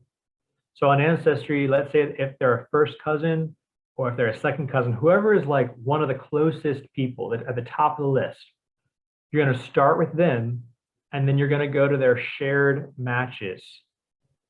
And you're going to want to group all of those with the same color, just initially, so that you know all of these people that are sharing that first person, you're all part of one group. And then later on, you can go back through and see, well, what do those people have in common? Oh, they're all from the same part of Greece. They all have a similar surname in their family. These are the things you can start to see, those patterns, but it's easier to see if they're already grouped with each other. Now, I put another caveat, there's a lot of caveats in working with DNA, is just because you and another person share another cousin in common, it doesn't mean you're all necessarily descended from the same person, because you might match with one person one way, and then they match with the other person on the other side of their family. So it's sometimes happens that way, but generally you can operate with the assumption that if you have a shared match with someone, that you are probably all sharing the same ancestry. The notes feature is really important because then you can go back and you can write notes about things you've discovered about them. Whether if they've maybe written you back in messages, you can write down what they've told you about where they come from or what they do or they don't know about their family. And also it's a good way for you to keep track of whether or not you've already messaged them. Sometimes people will write me over and over again, and I'm like, I've already told you this information, but they don't remember because they haven't kept track of it. So this is a good way to say, I messaged them on this day, they got back to me on this day. All right, so now let's look at 23andMe. On 23andMe, their website, I find it not quite as user-friendly, just being honest, not quite as user-friendly as Ancestry, but they have a lot of really cool features as well. So the most important part is going to be the Family and Friends tab and the overview page for that. And then view all DNA relatives. But they also have some other cool things like Family Tree, which is a new cool tool that gives you some possible estimated relationships based on some interconnections of all of your matches. They kind of give you a visual of what your family tree might kind of look like. Might not be as helpful if you don't have as many matches, but it exists. They also have your connections, which is a way for you to monitor those who you've shared different DNA details with on 23andMe. And then they also have some advanced DNA comparison, where you can compare DNA between multiple users. That's more, obviously, as it's called, more of an advanced tool. Now, when you look at a match on 23andMe, you're going to see a lot of different things. You're going to see their name, their sex, when they last signed in, and possibly their location. All of these things can be possible tools or useful tools in maybe figuring out who these people are. You also see a predictive relationship, like second cousins once removed, third cousin. But that relationship you can actually edit on 23andMe if you've determined the relationship with them. And then they also will give you a visualization of what, if it says you're a second cousin once removed, they're going to show you that you share a great grandparent cousin couple, and then that they're once, one generation removed from you. So they'll give you that visual so you can kind of get that sense of what does that even mean. You're also going to see some DNA details, a visual of the chromosome segments. You can click on that and view that. Also, if they have any of their family background listed, including surnames and locations, again, this has to be things that the user themselves has included on 23andMe for it to be visible to you. You can also compare your ancestry composition, your ethnicity results, and you can see at the bottom where it says relatives in common. You actually have to click find relatives in common to see this on 23andMe. It generally doesn't just immediately populate. So when you scroll all the way down to the bottom on your match, you'll see find relatives in common, click that, and a list of people will pop up. And when you see that, it'll give the name of that person and then the percentage of DNA that you share with them and this third person. And it's also going to kind of give you if there's overlap between you and the other match. So it's a really helpful tool to figure out if the three of you might share the same ancestry. Now let's look at MyHeritage. MyHeritage has a couple different ways. If you're looking at MyHeritage, DNA isn't all they do. They also have a lot of great records. They also have some Greek record access that Carol Petranek has partnered with MyHeritage to help get some of that digitized record sets onto MyHeritage. So MyHeritage is a great resource for Greeks as well. So if you're looking at a DNA match or looking at your DNA matches on MyHeritage, which you can upload from other companies, you're going to do that in one of two ways. Either you're looking at the top left of the screen where it has the DNA symbol, or at the DNA tab over at the top right. You're going to look at your DNA matches, and they also have some cool DNA tools like chromosome browser, auto clusters, and ethnicity map.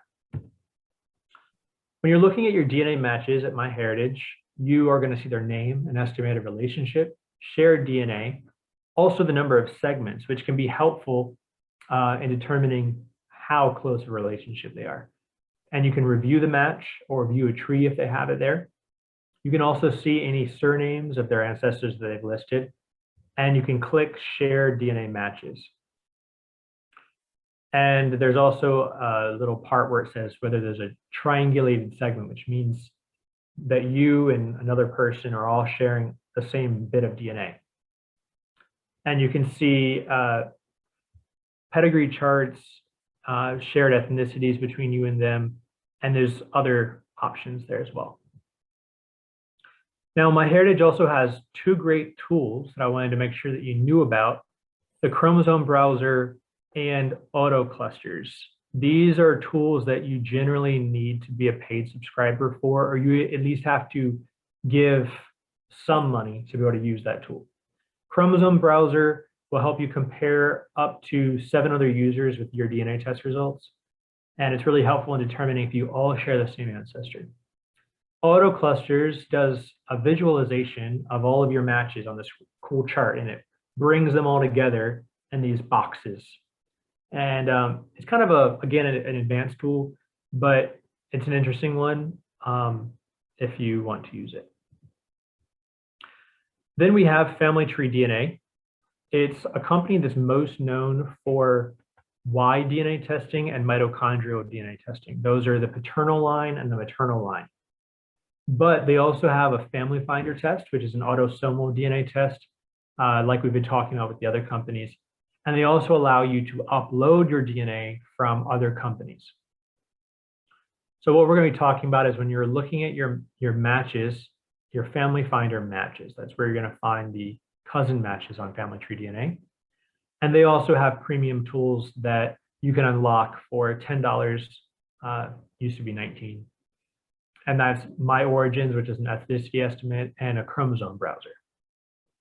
When I'm talking about a chromosome browser, I mean you can see where you and this other match share DNA on different chromosomes. So let's say you share on a particular one, and you have a lot of other people that share on that same part of that same segment of DNA, then you all likely have the same ancestry.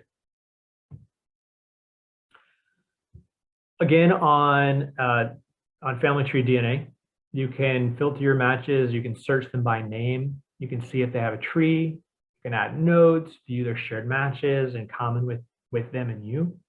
And then when you click on the match themselves, you can see their name, and they actually will give you their email as opposed to a messaging system within their website.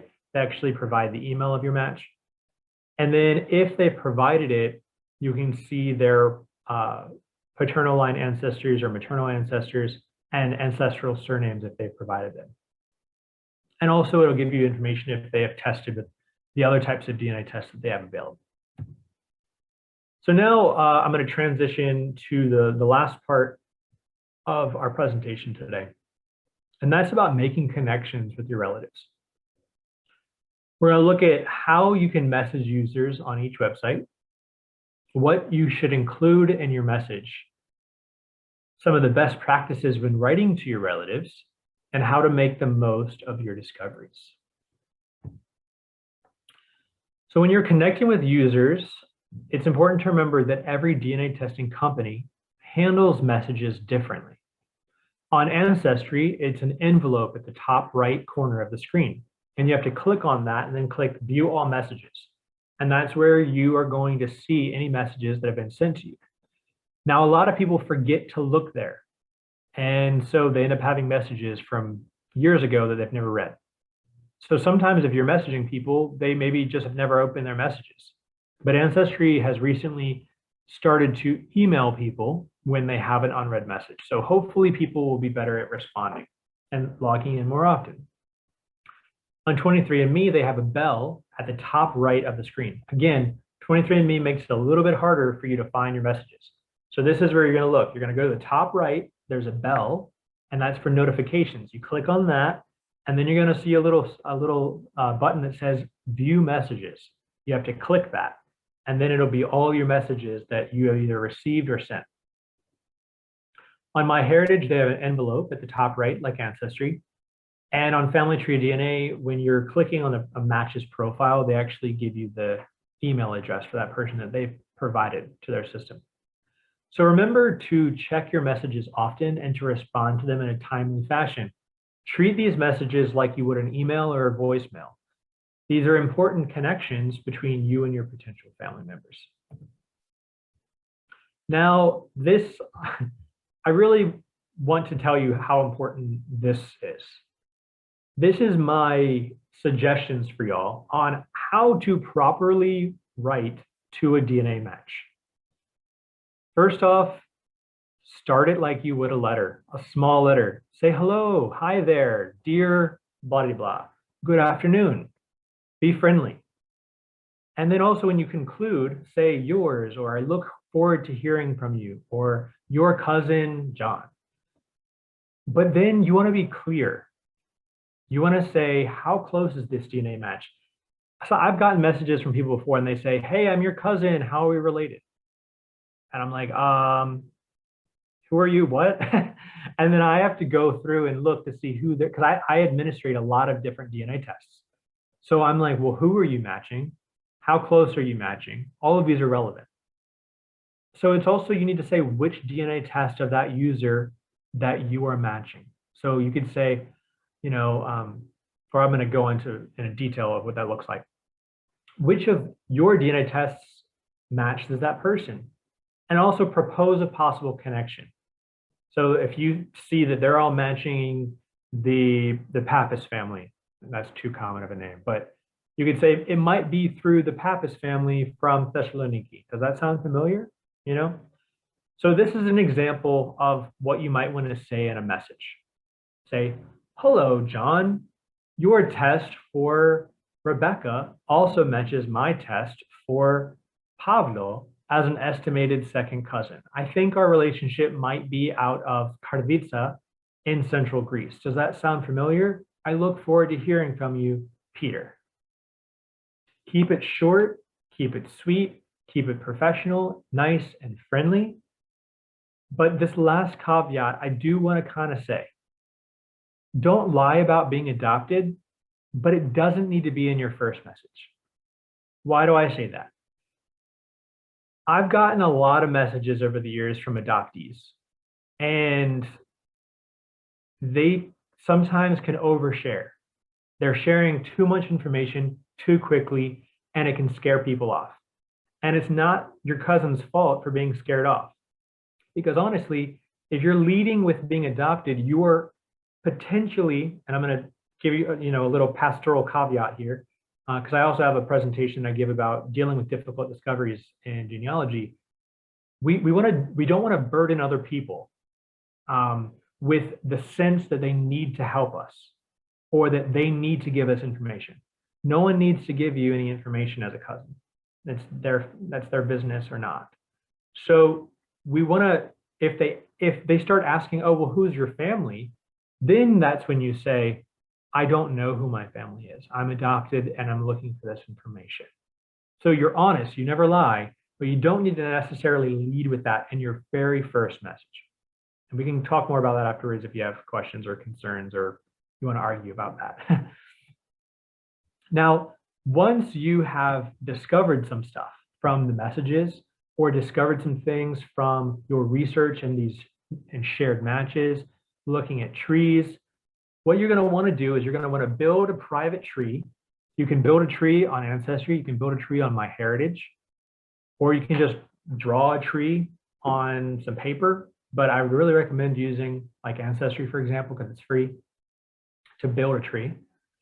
And I would recommend making it a private tree, perhaps even private unsearchable, so that way, as you're building in these connections, you don't want to scandalize people with discoveries you've made if these are children of ancestors that have passed away.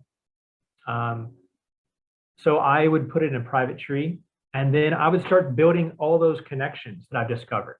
So if I've seen all of these Manolides family members are all connected to each other, I'm going to add all those matches to how they're connected to each other in my tree, so that eventually, as I've gotten more thorough with all of my matches and I've discovered how they're connected to each other, eventually I'll be able to figure out how I fall into those families.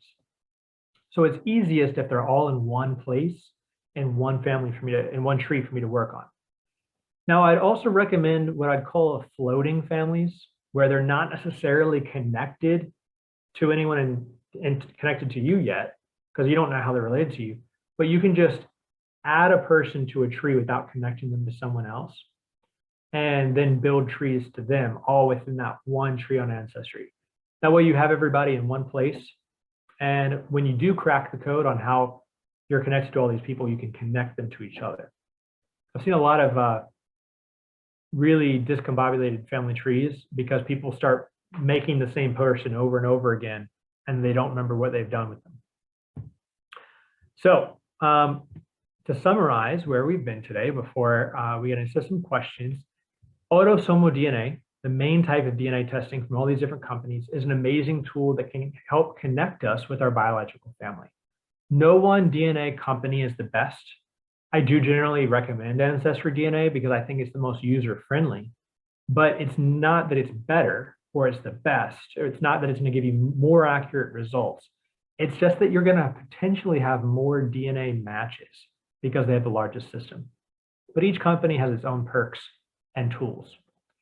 Various tools at all these different companies can help us determine how matches connect to one another, what their ancestral surnames are, and how to view their family tree.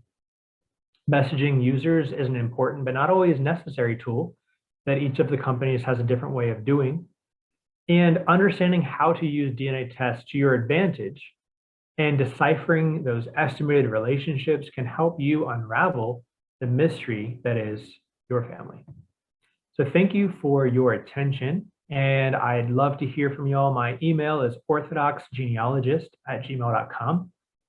My website is orthodoxgenealogist.blogspot.com. And on Facebook, you can go to facebook.com/orthodoxgenealogist. And on Twitter, Sosonkyrie, which is the first two words in Greek of the main hymn of the Feast of the Elevation of the Cross, September 14th. Since I went to Holy Cross Seminary, that's our song at the school. So that's where that comes from. So again, I'd love to hear from you. And at this point, I will stop share. And any questions that you all have had in the chat, or if people want to ask some questions, we can chat for a bit. Okay, let me put it on gallery view so we can see if anybody's raising their hand. Who has I see Stephanie raising her hand. I see that. So, okay, Steph, go ahead and ask Sam. Hi, Sam. A couple of things. Your presentation was awesome, and I've been working with about 5 or 6 adoptees trying to help them with DNA, and the things that you mentioned are so critical. And I know sometimes they are overwhelmed when I try to give them information, but the dot system on Ancestry is awesome. I've tried to create dots for these people, so that's a good thing. One thing I've had a couple of people ask me, no, you cannot upload Ancestry to 23andMe and vice versa. You can upload those to MyHeritage, as you said, Family Tree DNA, and GEDmatch. The one other thing too that I wanted you to maybe address a little bit is on MyHeritage, if you upload your DNA from Ancestry or 23andMe, there's a $29 fee that allows you to see information somewhat.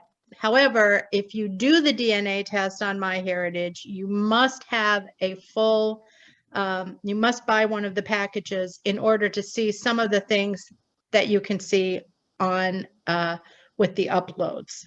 And so I was recently looking at this actually because MyHeritage, to be honest, each company that has allowed uploads goes through different periods where they say, hey, we're actually going to expand some offerings. So MyHeritage had a moment where they said, hey, if you upload now, you get all of our tools for free. So I was like, yes, because it's their way of getting more people in their system, which makes their product better. So it's at their advantage to have more people uploading, even if it's not through their test. right. But then other times you just have to do the $20. But honestly, if you've already paid, $60, $70 for an Ancestry test, you upload it to MyHeritage and you only have to pay $30 to get these tools. It's a great deal because no, I agree with you totally. I guess my point is that because I recently did a MyHeritage test because I was told there would be possibly some more SNPs involved, et cetera, et cetera. But my point is I did not realize that $29 did not apply when I did my DNA there. If I want to be able to search in the records, and see the shared matches. If it is slightly different with the extra SNPs or whatever is in there, I have to buy a membership or I can't see anything if I've done the test itself at MyHeritage. So I wasn't aware that you wouldn't be able to view shared matches. You cannot, only the first one. Yeah. Oh, that's unusual. But the records are certainly something that you have to have a subscription to see. Yes. Just like with Ancestry, you can't actually view records on Ancestry unless you're a paid subscriber. Yeah. Which isn't really helpful for a Greek adoptee anyway. Right. The records, yes, on MyHeritage because they have more Greek records. All right, so let's go to Alexis. Okay. Hi. Hello, Alexis. So I was, you're the part where you kind of talk about etiquette. I think that's, it's sometimes you don't know where the line is until you've crossed it. And I think that, my family's probably been guilty of scaring people away by giving too much information. But, having made recent discoveries regarding rape, how would you best go about disclosing that or not disclosing that? Yeah, so we have,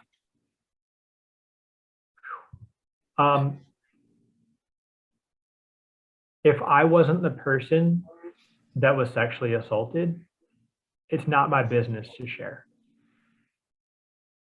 I have close family members that have been sexually assaulted. It's not my business to talk about. I mean, I know we just got real there, but especially with older generations, that was something that they would go to their grave never talking about. So for us to just, I was conceived this way, we can't just go around talking like that. If that's something that that person has healed from and they're able to talk about it openly like that, then we can take a cue from them. But we have to be careful in how we talk about that, especially in talking about it with their family. Because, when we discover something about a grandparent, maybe they made a lot of really bad decisions in the 1940s and 1950s. And maybe they're still living in 2021, and they're a different person. And people in their life have the relationships with them the way that they do. So for us to jump into their life and reveal these different aspects about who they were at a certain time, we have to be careful with that and how that might impact the people that have been in their life for a while. So I'd say be incredibly careful with that. So yeah, that's kind of what I'd say. I didn't want to go any further with that. Can Dave, I just ask one more sorry. follow-up if that's Oh, okay? Yeah, So sure.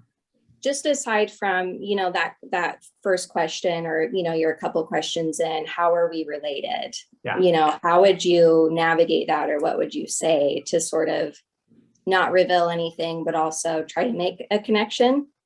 So if I'm assuming then, and that perhaps you might be assuming that you're related to this particular match through the paternal side, that was the sexual abuser. In that situation, you don't need to reveal that. You can just say, I don't think there was a relationship between the mother and father, except for this moment. And so I'm looking to figure out who they were. You see what I'm saying? So we don't have to talk about whether it was a violent situation or a one-night stand, right? That doesn't have to be talked about. Obviously, something happened once, and we're the genetic progeny of that. So that's really all that needs to be talked about, I think, in those non-close situations. Once you get to know a person face to face and you want to reveal more about the details, that's up to you. But I would say, in an ancestry message, you don't need to share that type of information. David. Yes, thanks for the presentation. I've really had good luck with Ancestry. I was able to locate my birth mother in 1983, so we have a very good relationship with the family, but I didn't know much about my birth father. She gave me a picture. He was probably 45 years older. She was a maid. But I put that on my tree, a picture of him, and I started getting all kinds of connections. And these were from relatives on that side that knew nothing. It was a complete secret. And I was able to communicate with them that I was just interested in information. I didn't hold anything against anyone. I just wanted to make the connection and find out family history. And so I found out I have several relatives on the East Coast. We have constant communication, phone calls, emails, and I found a number of first cousins. And we seem to have a pretty good relationship. And I just kind of went with it. I did tell them the story. I said, my mother was the maid. I mean, you can figure the rest out, So I just kind of had that attitude, and, I'm just trying to find out, and I've been very successful, where everyone came from, where they lived, where they moved across the years. And boy, it's been very rewarding. And Ancestry with that tree and me putting photos, I figure if you're on Ancestry or any of these others, you're trying to find information. You're trying to find relatives. You must have an open attitude to locate people you don't know about. So for me, it's been very successful, and I really liked your presentation. It's worked fantastically in my case. I'm glad to hear that. Yeah, I would say on Ancestry, most people, right, you'd hope are there to make connections. Some people just want to know their ethnicity results. How Greek are they? And then they're like, oh, I didn't want to know I had a half sister. So we do have to be sensitive to that reality, but it shouldn't keep us from digging and finding out what we can. And I would say also with Ancestry, you're going to have the best luck of getting like Greek Americans that have tested, especially. So I think Chris was next. Oh, we got to unmute. Let me unmute. There you go. There you go, Chris. Oh, I can't hear you. That's strange. I unmuted him. Yeah,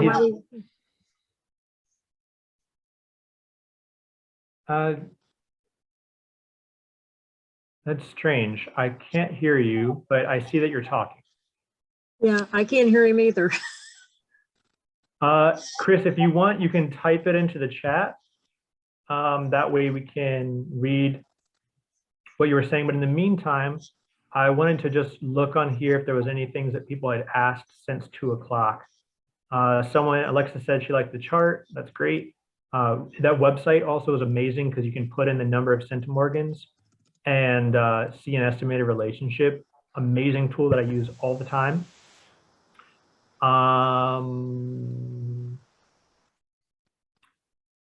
The PowerPoint won't be available, but you can check back with the video recording that Linda will have. And let's see, Dorothy says, a person can negotiate with MyHeritage. Long story short, MyHeritage wanted to charge me to see my family tree and search with their Greek records. I think MyHeritage is the only website that offers Greek records. I negotiated with them and can now view my DNA, have unlimited family tree, and view the Greek records. The operative word is negotiate. Great advice, Dorothy. Honestly, MyHeritage is a great company. I know the main genealogist personally. They're an Israeli-based company. I'm also a friend of MyHeritage, so I help advertise for them. So I do think they're a great website, and they are people that you could work with. So I would say reach out to them and see what type of work they can help you with.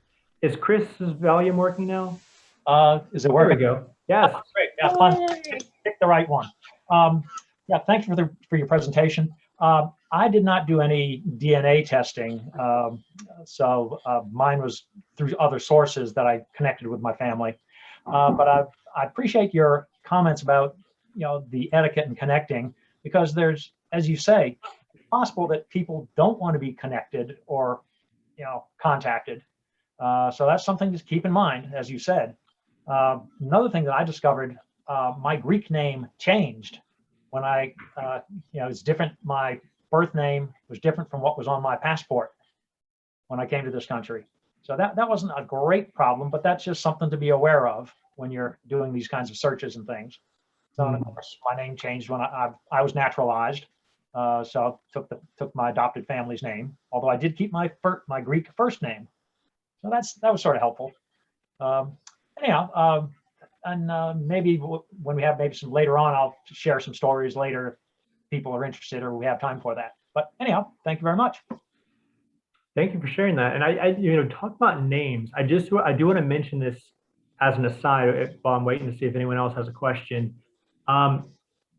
Once you start looking at other people's trees and you're trying to find connections between different people, and let's say they're Greek Americans, so now they've been in the U.S. for a couple of generations, and you're trying to figure out how do they connect with your biological family.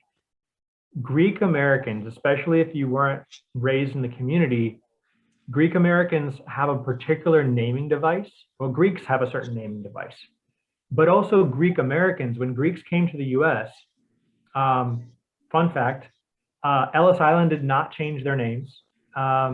They changed their own names within a couple of years of being in the U.S., and you can find the evidence of that on their naturalization paperwork. But Greeks have certain ways of changing their names. So for example, Peter can be Panagiotis, or it can be Petros. But Peter is really only Petros, but because it starts with a P, they're like, Panagiotis, it's like Peter, right? There's a lot of other names like Haralambos, often becomes Harry. Dionysios often becomes Dennis. So there's a lot of these names. Sotiri becomes Sam. It's not Samuel. You're rarely going to find a Samuel that's Greek. It's possible, but they're generally going to be Sotiri if they're Sam. And so you're going to find records in the US with their American name. And so if you're looking, and then also the last name tends to be shortened. Let's say they're Hadzi Vasiliou. They might be, Vasiliou, or they might be Basil as a last name. If it's Manolios, it might be Manuel. So you're going to find different. So when you're looking in records, just be sensitive to the name might be different when you're looking at Greek American records on the US side. So someone else just asked a question. I want to read it since I know we're just over 3 o'clock now. That's fine, Sam. we're not in, I'm gonna give them a little short break here in a minute anyway. If they Okay, want to cool. go get their coffee, and then we'll do our virtual coffee hour. But you go ahead, because this is important and people I know are very interested in this. Okay, good stuff. So Augusta says she has a match that has a small autosomal number of centromeres, 9.6, but a large X amount, 58. This is in 23andMe, and they say my relationship with this person is third cousin. I've not found anywhere how they figure this relationship out. Okay, that's complicated. If it's only 9.6, if it's on 23andMe, I would be sure that it's 9.6 centimorgans total, because on 23andMe it tells you the total number of centimorgans, and it also will tell you the largest segment. If the largest segment is 9.6, that's still really small. If that's the total amount of DNA, I would seriously doubt that's a third cousin. A third cousin shares like a lot more than that usually. So like, let me, I'm gonna go ahead and do the, I'm gonna share the link to the shared centimorgan project that I was mentioning earlier. I'm gonna do to everybody. And the total of 69 centimorgans on xDNA is a lot. And so I would have to look at that myself to figure out what to do with that. Right now, my brain doesn't want to process what that might mean. But the 9.6 centimorgans is really small. So it really could just be the way that the xDNA was passed on. But I would really more focus on the fact that it's such a small centimorgan amount. So that link DNA Painter that I just shared is the one where you can put in the amount of DNA that you share with someone with centimorgans, and it'll give you estimated relationships, and they'll give you actually percentage chance of what that relationship might be. I have a question actually, and this was something that was interesting. I had from 23andMe, I uploaded somebody's DNA who's supposed to be a second cousin, approximately, onto MyHeritage. Because in 23andMe, they were anywhere from they could have been a third cousin, they could have been a second cousin. It was kind of second to third cousin, and they didn't really have it. And I didn't share, I think I shared something like, I don't know, 80 CMs or something with this guy. But when I uploaded it to MyHeritage, it was like I almost shared, they had it at 100 and almost 160 CMs. So how do you get that on 23andMe?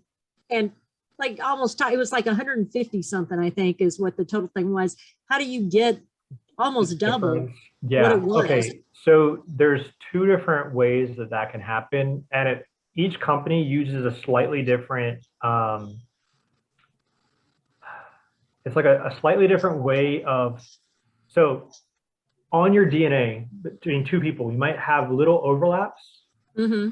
And those little overlaps could be like little, it's like noise.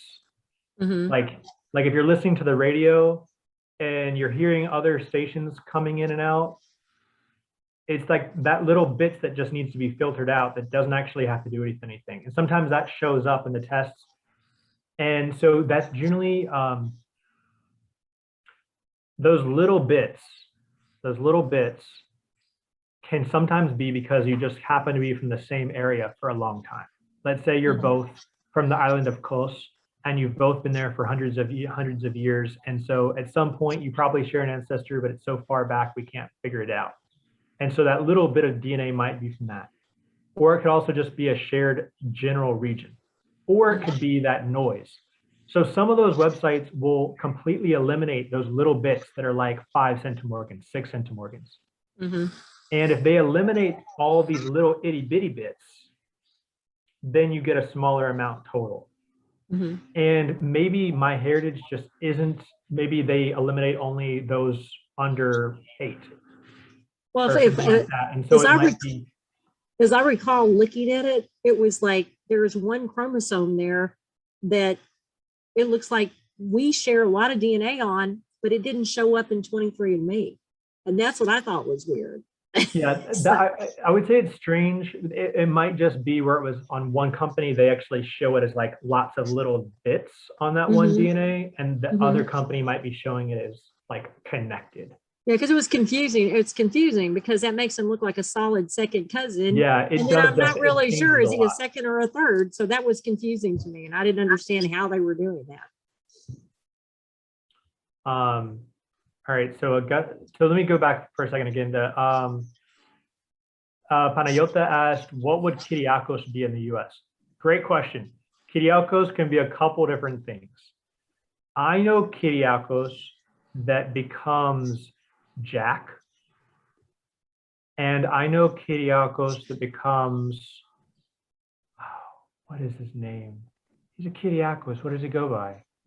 My father-in-law was Kyriakos and he went by Louis, so it could be anything. See, Greeks are all sorts of fun. I can't think. Kyriakos can be something besides Jack, but that would be the main one.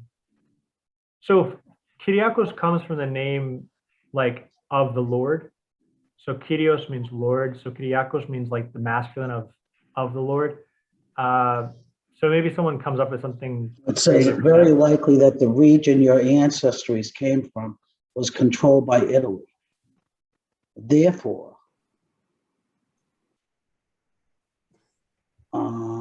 there would be a marriage or a relationship between an Italian and the Greek. My brother shows Italian DNA, but mine does not. Who's speaking? I can't see anyone talking. It's me. Hello? I don't know. They Hi, disappeared. that was me. That was me, Gail. I was just reading the answer. I didn't realize I was on. Sorry, I was reading the answer that somebody gave me to the question I asked in the chat. And I didn't mean to read it out loud. Okay. Okay. So, and then someone said, what does it mean if I am 48% Southern Italy and Greece and Albania 38%? That was me. Okay. And then This is so Gail. I go in on, let me actually share the link to that YouTube video really quick. Not for you to watch now, but for you to to mark it for later. Hold on one second, y'all. I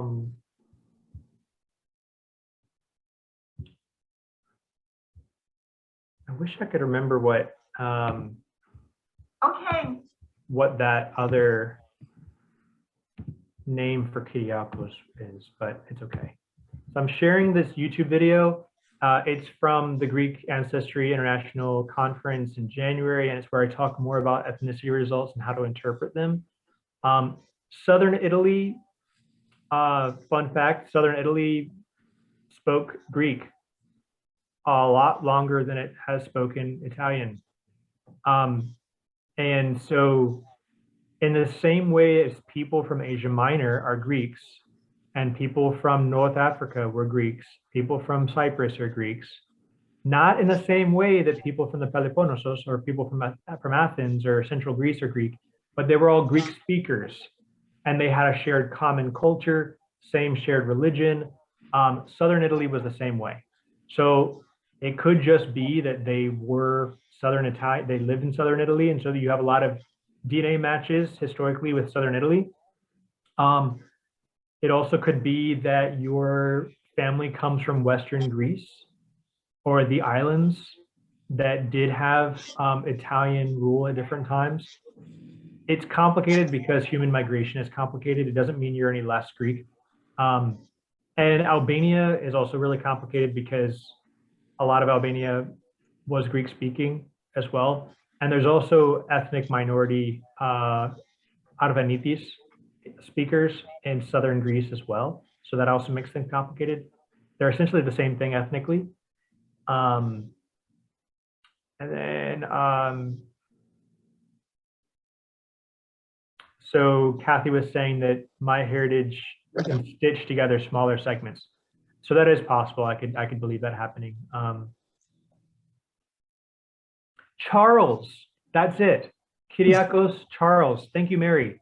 That's exactly what I was going to say. My friend is Charlie, and he's a Kyriakos. So there's another one. And a lot of times Greeks started using these nicknames on official paperwork in the US. So you're going to find someone with Charlie on their World War II, paperwork. And it's like, no, they weren't Charlie. But if that's what they wanted to be when they naturalized, it'll say, when I came into this country, I was Kyriakos Hadjikyriakidis, but I would like to be known as Charlie, Charles, or something like that. And that's where that guy will actually say, this is what my name is going to be on for now on. So important little note there. All right. Do we have any more questions? If not, anybody else has anything else they want to ask before we let Sam off the hook? Yeah, just, can you hear me? Yeah. Go ahead. Just one thing, I'm just thinking, about being careful and all that. I think when you make connections with people, they're going to see your interest and sincerity. And, I was fortunate that I went when I was 25 and found people. And I'm thinking of trying to do that now. And, this whole idea that you could be running out of time. And sometimes you have to jump on any clue you have. And I think you're going to find people that are interested, especially now, a little older, a little more understanding. They know the history of the country and the things that people went through, and appreciate the fact that we're coming back and looking, and that we're interested, and we like being Greek, and we like our history, and we want to be part of it. I think that scores a lot of points with people you make contact with. Absolutely.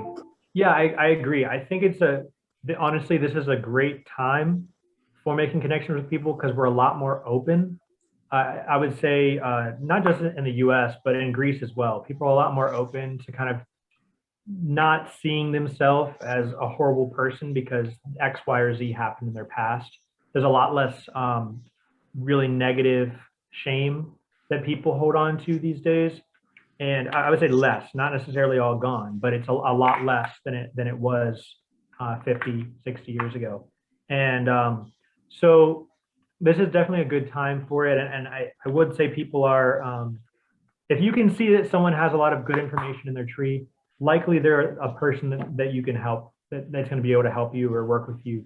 I would just be careful if you only share 30, 40, 50, like 30 or 40 centimorgans with someone, expecting them to know all of the details of their entire family tree, where you might fit them in, is going to be pretty unlikely. So sharing with them all of your details about your adoption and when you were adopted isn't going to really help anything. You're going to want to keep it vaguer with those sorts of people. With closer, bigger matches, that's where you're going to be more insistent on, I really want to make this connection.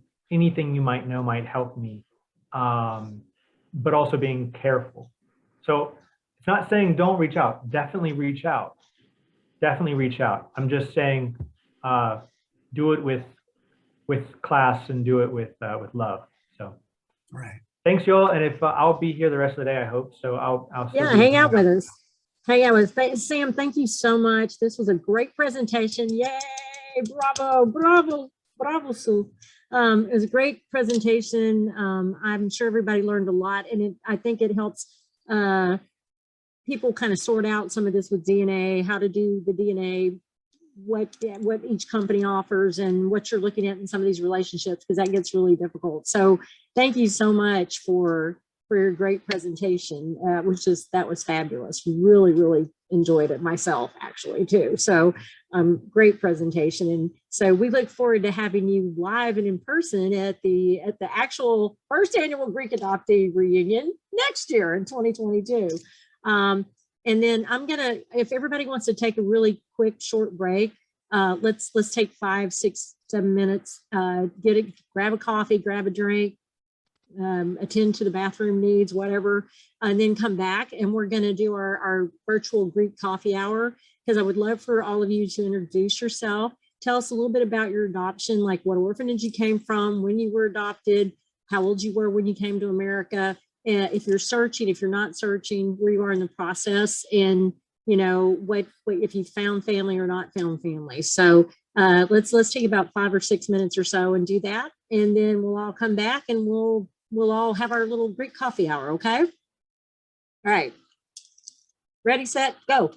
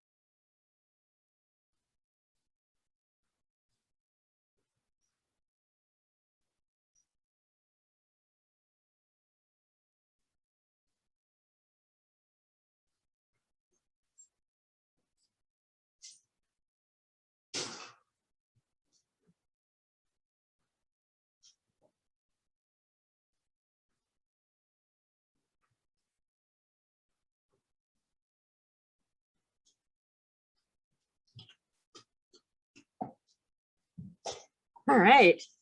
Well, that was fast, or did nobody ever leave? I left because I got my coffee. I don't know if you guys can see it, but it's got a mate on it. I don't know if you can even see it on there. It's got the mate. It's my favorite. All right. So let's see. All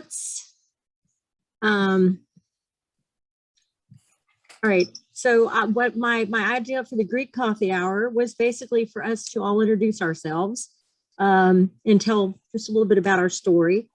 Even if you're not an adoptee, you can just say hi and say why you're here with us. You just love being around Greek adoptees, or you're interested in our cause, or whatever it is. So we'll just go around and let people talk and say stuff. I think I'll just go around the room, I guess, and call on you. So the first person I'm looking at is you, Chris Loftus. So would you like to tell us a little bit about your story? Okay, hopefully I'm There you on. go. Oh, Yeah, great. you're there. Okay. Interestingly enough, I shared just a little bit with one of the panel members there. I was also born in 1954. I went through I was put up for adoption through the Patras agency also. I was born actually in Kalfa, a little tiny village, about 45 minutes south of Patra in the mountains type thing. Little tiny village, about 300 people now, maybe. See, let's say without putting out a whole lot of things on it there, my mom had to give me up. We'll leave it at that. She became pregnant, and in the 50s, as you can imagine, that was a big deal here in the United States. And you can only imagine what it would be in rural Greece. It was not a good thing. So at some point, when I was about 2 years, well, let's see, no, I forget that. No, I take that back. Maybe 15 months or so, I think I was put up for adoption. Was in the orphanage. I ended up in some foster homes, from what I understand. A lot of this is, I truly don't remember a lot, until I came to this country. I came to the United States when I was about 2 years and 9 months, adopted by a family in New England. Of course, came to this country, didn't speak any English, if you will. So, but, and I really can't, I can only remember a few words of Greek. I went back to Greek school to try and learn some, but which was kind of interesting. But all said and done, I was always told that I was adopted. So I always knew that. So unlike a lot of adoptees who, just have this, hole in their life, or wonder where they came from, or suddenly find out when they're 30 years old that they were adopted, I knew it all the time. So it was never a big deal to me. Wasn't mad at anybody, had no ill feelings towards anybody. Raised, by a great family, well, great childhood, happily married, have children. Everything turned out real well for me, as I like to say. And I always wondered, I thought about it, knowing I was Greek, I kind of wondered, maybe I have Greek family, maybe I have some living relatives, but I never really pursued it. And what happened was, 2007 or so, I got a couple letters from a group called the International Social Services. They were kind of inquiring about, saying, hi, we understand that you were born in Greece, certain time, here's your birthday, whatever. And the dates didn't quite match up, but they had some of the information correct. And I first thought it was maybe somebody, trying to sell me a genealogy book, right? So I didn't think anything of it. And I got a second letter. And as I tell my wife there, I took them, I threw them up in my top drawer of my bureau and said, those are kind of interesting. Didn't think much of them. So in 2008, I got a phone call one evening. And it was from young lady identified herself as from International Social Services. And they have a branch office here in Baltimore, Maryland. I don't know if you're familiar with them or not. Yeah, very familiar with the ISS. Actually, we collaborate with them in Greece quite a bit, because there's so many of you that came from Patras that are from the ISS.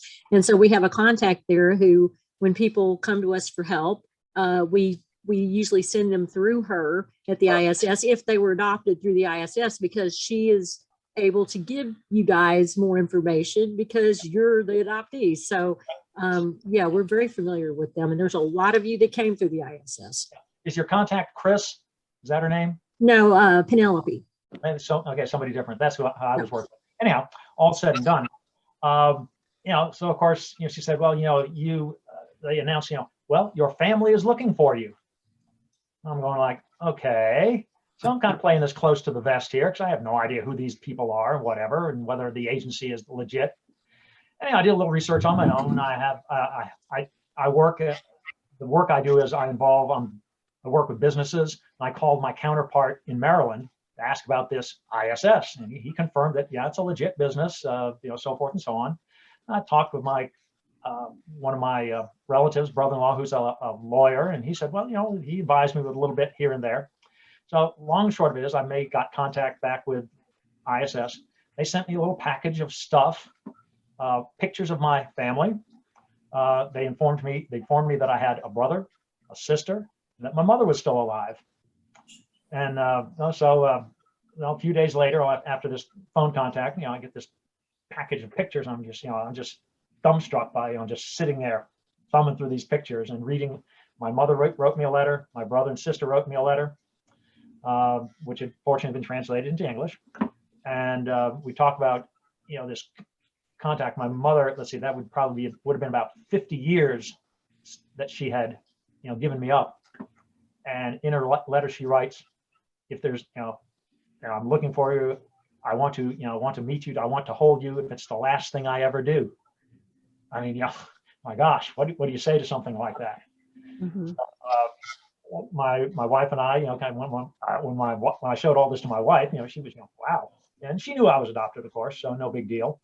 So we kind of crafted a letter back, you know, to my siblings and my mom, and you know, we had a lot of contacts going back and forth to the ISS. They, you know, helped us communicate with the folks in Greece.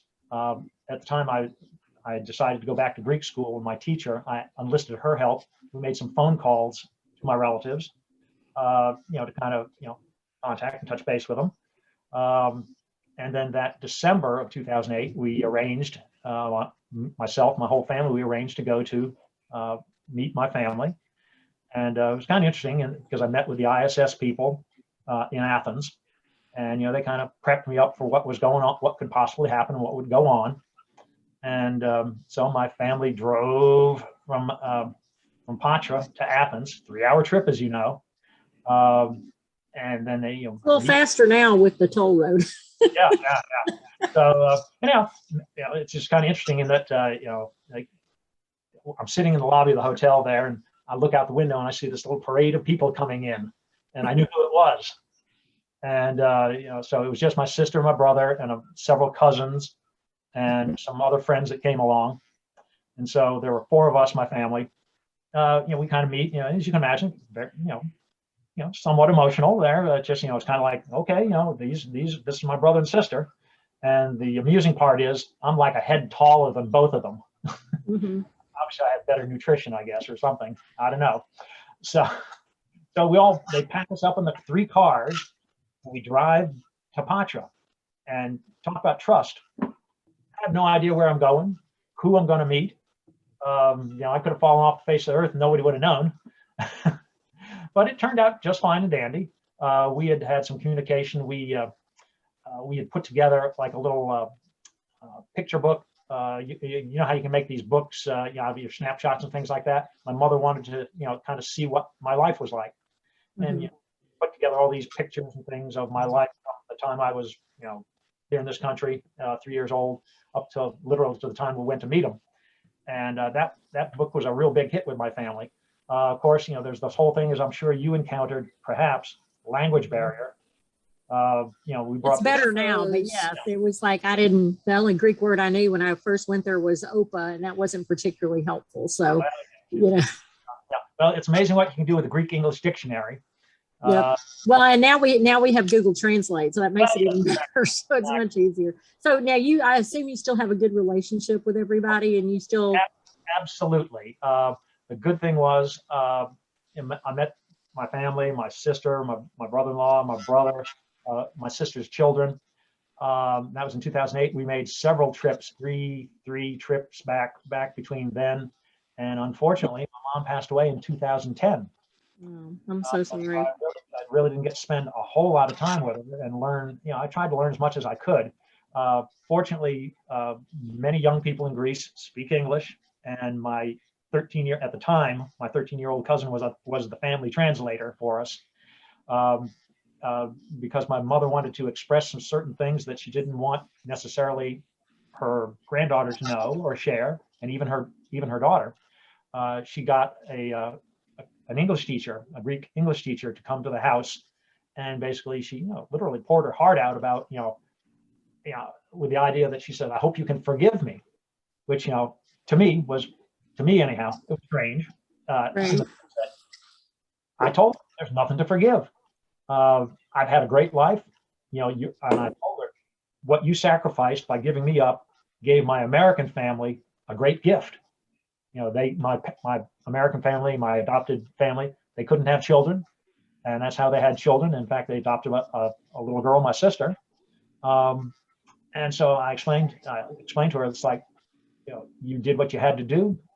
If there's anything to forgive, I, freely do that. Not that I had anything to forgive her for. Right. Well, I think a lot of us that have found family have experienced that I think there's a certain amount of guilt that's with our birth parents, of the thing that they feel guilty. They didn't do more. They didn't buck the family when the family wanted us to be given up. So we'll come back to you. I want to get to a couple of other people because we've got our other speaker coming up here pretty quick. So you get a fascinating story and we want to hear more of it. So in between some of the other stuff, we can come back. I was just going to ask my buddy Nick just to introduce himself and tell us a little bit about him. Where are you, Nick, in outer space? What is that behind you? I can't figure that out. Oh, can't hear you. I'm trying to, there he is. There he is.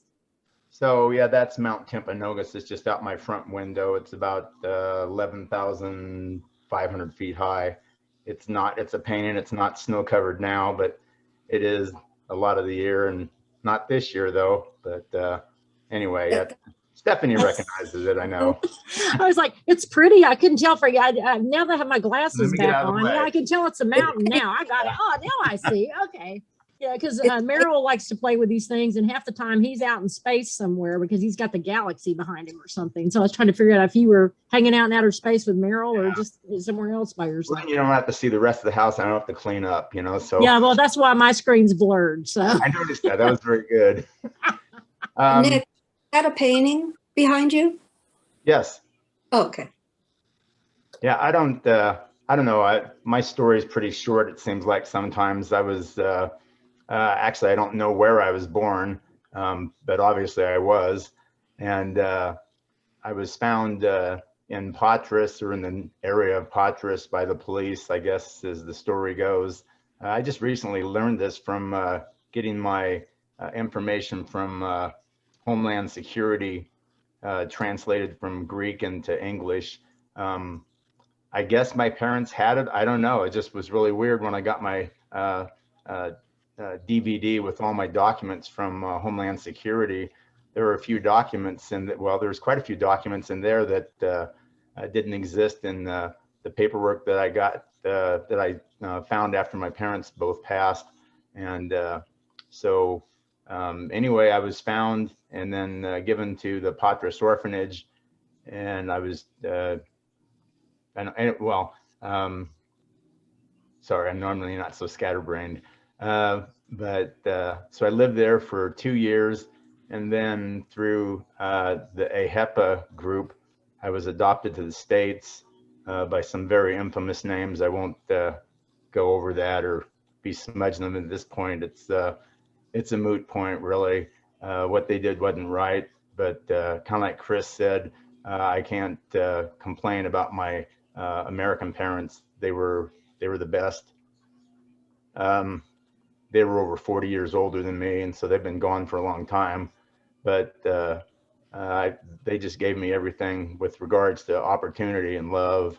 And so, yeah, it was really cool. I came to the States, and I was born in '54, came to the States in '56, came in through New York. It was what I think Merrill was somewhat Idlewild. Idlewild back then. It's JFK now. And so I don't know how I got from New York to Anaheim. I don't know. I don't think my parents drove to New York, but I don't know.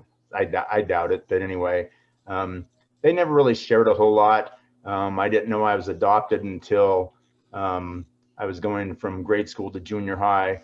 For whatever reason, I was filling out my paperwork to go in, my, like admission paperwork or whatever. And it got to the line of birthplace, and I never knew where I was born. I didn't really, I mean, what, 12 years old? I don't know if you really care. I was, grew up in Anaheim, and I just figured I was born in California. And anyway, I asked Dad where I was born, and he said I was born in Athens, Greece. And I'm like, 12 years old, you're old enough to realize that Athens, Greece isn't really very close to Anaheim. And so, I started quizzing him about how and why. Dad was a World War II vet. His family immigrated to the US in the 1600s. Mom was Italian. Her parents, both of her parents are Italian, and they immigrated to the United States in the early 1900s.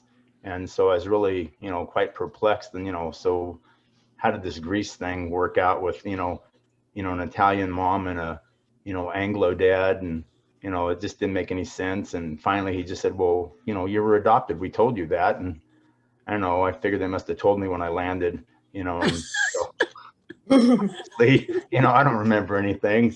I didn't know any Greek. I didn't know any, any English, but anyway, so then, and I just kind of left it at that. And I was a little upset at my birth parents, just with limited knowledge, actually a selfish knowledge. I just thought that, it was the one night stand thing, and I got in the way, so they just gave me up. And so that, kind of stuck with me for a while. And, I got through that with the help of some friends and things like that. And I won't go into that. It makes a short story even longer. But, I realized that I was just being selfish. And when I realized what they had done, as far as, giving me up, I just thought, well, other than not having my birth parents raising me, I probably do have, and did have, better opportunities, in America than I would have in Greece. But it still, it still never was the same. And, and even now it's still, I still think, I wonder what I missed. Like I said, was not raised by Greek parents. And so, the culture thing was, I just, kind of feel a little short-sighted because, Greeks and the Greek culture is, just amazing. I love it. And just everything about it's terrific. I really enjoyed Greek mythology in high school, and just thought it was, the most wonderful thing in the world. And just, so I just felt, kind of, short-sheeted or something, but, kind of got through the whole thing. And then just kind of tabled it all, I guess in high school, I don't know what or why, or maybe I asked a question, but my mom gave me a little picture. Later found out it was the picture from my passport, or a copy of that one. And Are we frozen? Or is it just me? Oh, there it goes. oh, but so my name was written on the back of the picture in Greek, and of course I didn't know what in the heck that was, and took it to school. We had a foreign language teacher who was Greek, Paul Peterson, obviously changed his name. Plato something, I'm not sure what Peterson was, who knows, but Papadopoulos, I don't know, just making it up. But anyway, he translated it for me, and it said that I was Nicholas Petromilides, because like I say, Mom and Dad had that paperwork on my naturalization papers, but they just never shared. They were very quiet about the whole thing, never shared any details how they found was it Leo Lamberson, there's a great famous name, and wonderful guy, sarcasm intended, but nonetheless, he and a few other wonderful guys. Yeah. Scopus, yeah, there's some great people in there, and I was just riddled with them at the time, but so now I had a name, and so I was Nicholas Petromilides from Athens, Greece, or that's the way the story went at that time. And then I just again kind of I was just kind of up and down on the whole thing because I don't know, I'm not going to go to Greece. I'm not going to find them. And, I wasn't depressed about it. I just figured it's a big deal. Let's leave it alone. And, but then the internet came out, and so I started kind of surfing around the internet, and I found the same basic newspaper article that Meryl talked about, and about, what was it? Was it Maxine Deller? Mhm. Yes. Yeah. Yep. And I thought, wow. And then, read a little bit more, and I'm like, holy crap, I think I know these names. And by then my parents were deceased. I had my naturalization papers and my papers from a HEPA. And I looked and I go, forgive me, but I'm like, God, those dirty bastards, they're on my paperwork too. And so I thought, wow, this is, really great to know, but really sad, really disturbing, really, frustrating. But, again, hey, I had a good life, so let it go. I was married, had 6 kids at the time. And so I'm like, well, things are still good.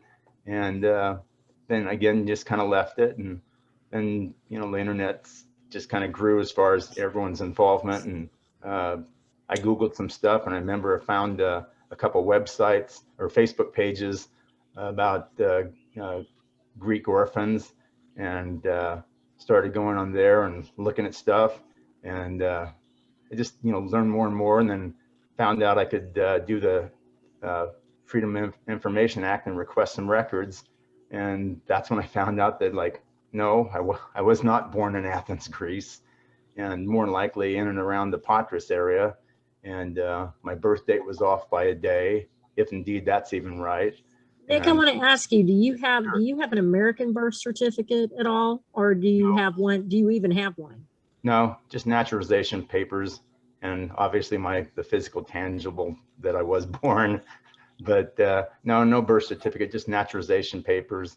And so, yeah, then actually didn't even realize that I had my quote unquote, this document that was in my Homeland Security packet that described, my beginnings in the Patras area, and then my adoption to my mom and dad. And that was used by a HEPA or a Patras as a birth certificate. My name, I was named after my first name. I was named after the priest that baptized me after I was found. And then the last name, Petra Miletus, no one's really sure where it came from. So yeah, well, the interesting thing about names sometimes is if they're not extremely common, sometimes they could be a real last name. But on the other hand, if they're super common, because orphanages did not try to make up like really fancy names for anybody. It was just whatever was easy. Yeah, so they tended to get common names and names that were hard to trace. Yeah, mine's not very common, so I don't know. So yeah, so sometimes I tell people if it's not common, then unless the person who was your godparent right knew that name or thought it was a great last name for somebody, it's entirely possible it could be. I'm not saying it is in a lot of cases, but it can be sometimes. Sometimes children were sent over here with their real last names, even if their first name had been changed or their birth date had been changed or something. So, it's always worth a shot to look into something like that, because I know other people that's had that same thing. They come up with a very unusual last name that it's a rare name that you don't hear very often. So yeah, I kind of go up and down in the, am I going to find them? Am I not? Am I going to get any answers? And so it's, I don't know.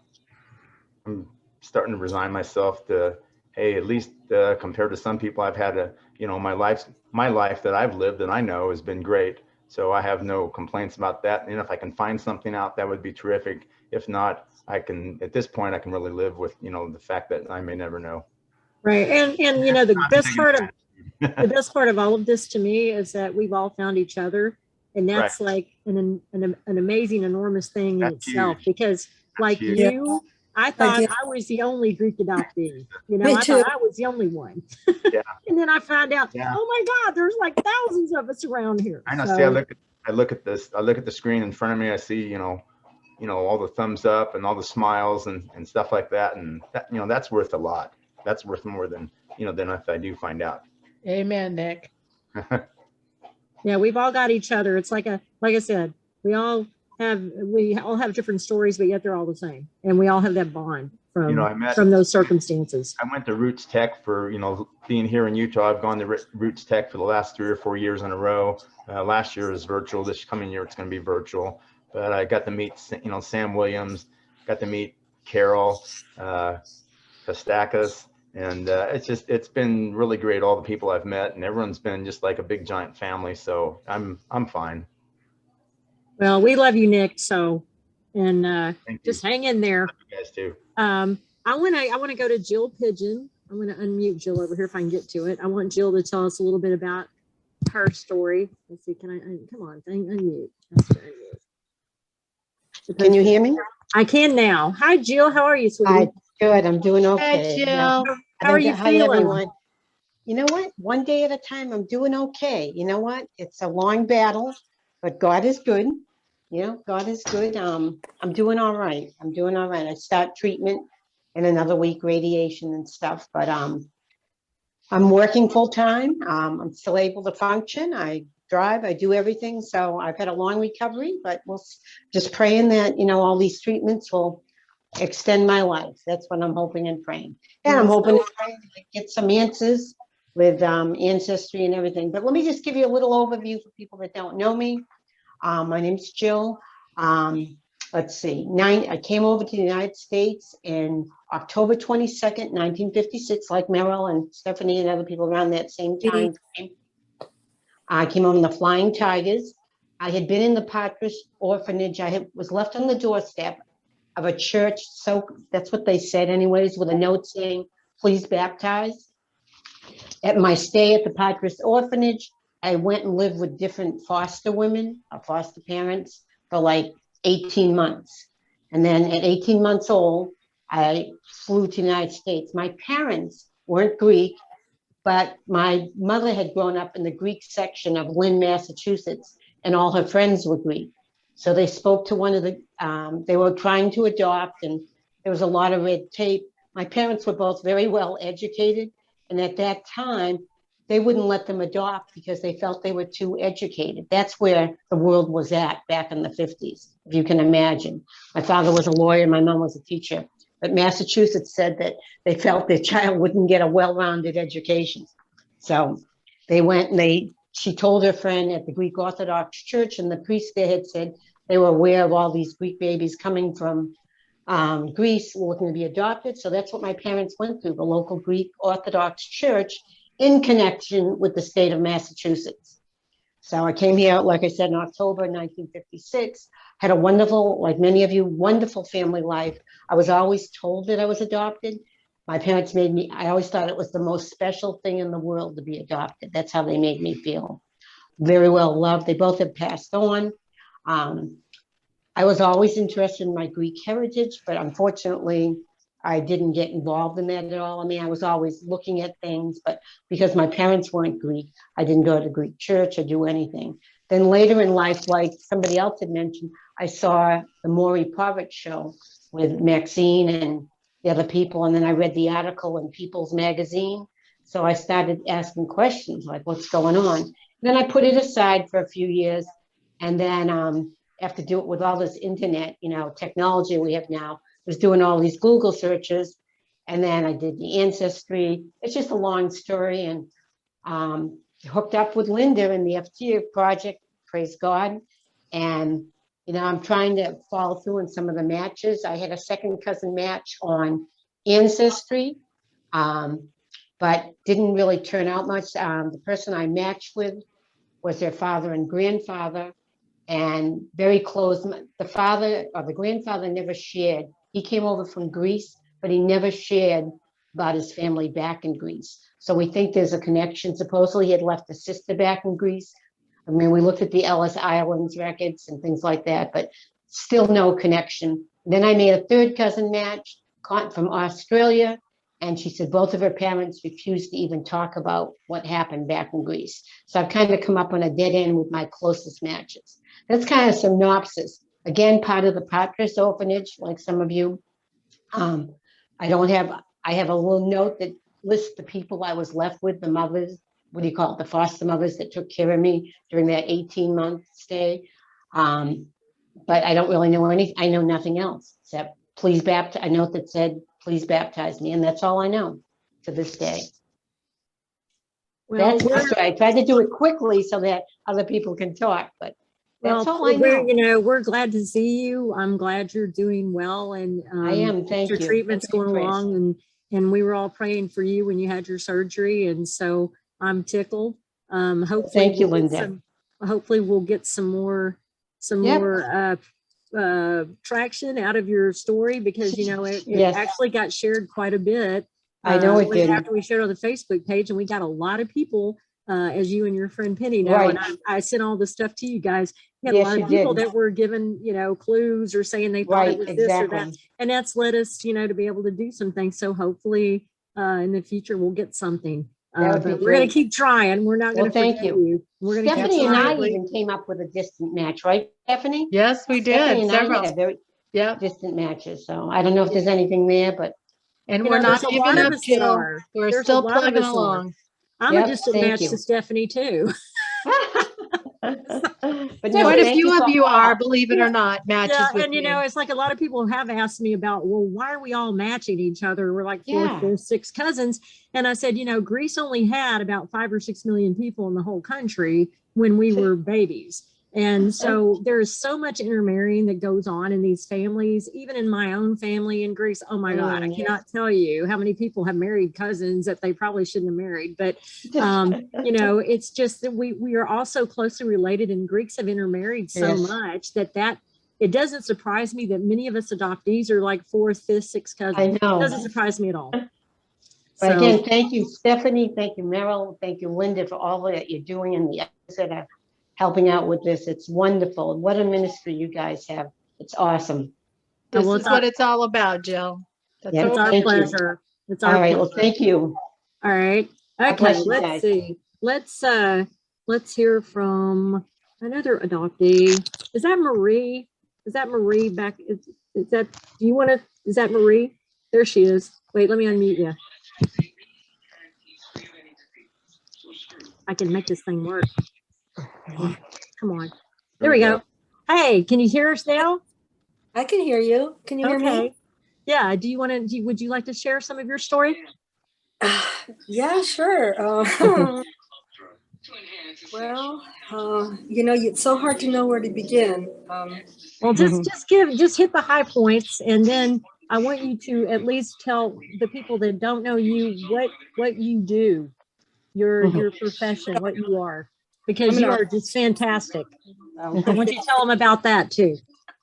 Okay, so my mother was 15 in Patras, and she was raped, and her family threw her out. Her mother had just had a baby, and there were 7 kids in that family, and her father died when she was 1 year old, and she said she was walking by the midwife's house, and I was ready and just came right out. I was in a hurry, but she only kept me a month, and then she gave me to the Patras orphanage. She could not afford to take care of me and herself, and so I was in the Patras orphanage for 6 months, and then they put me in a foster home with 3 women and a boy that about my age, and I was very happy there.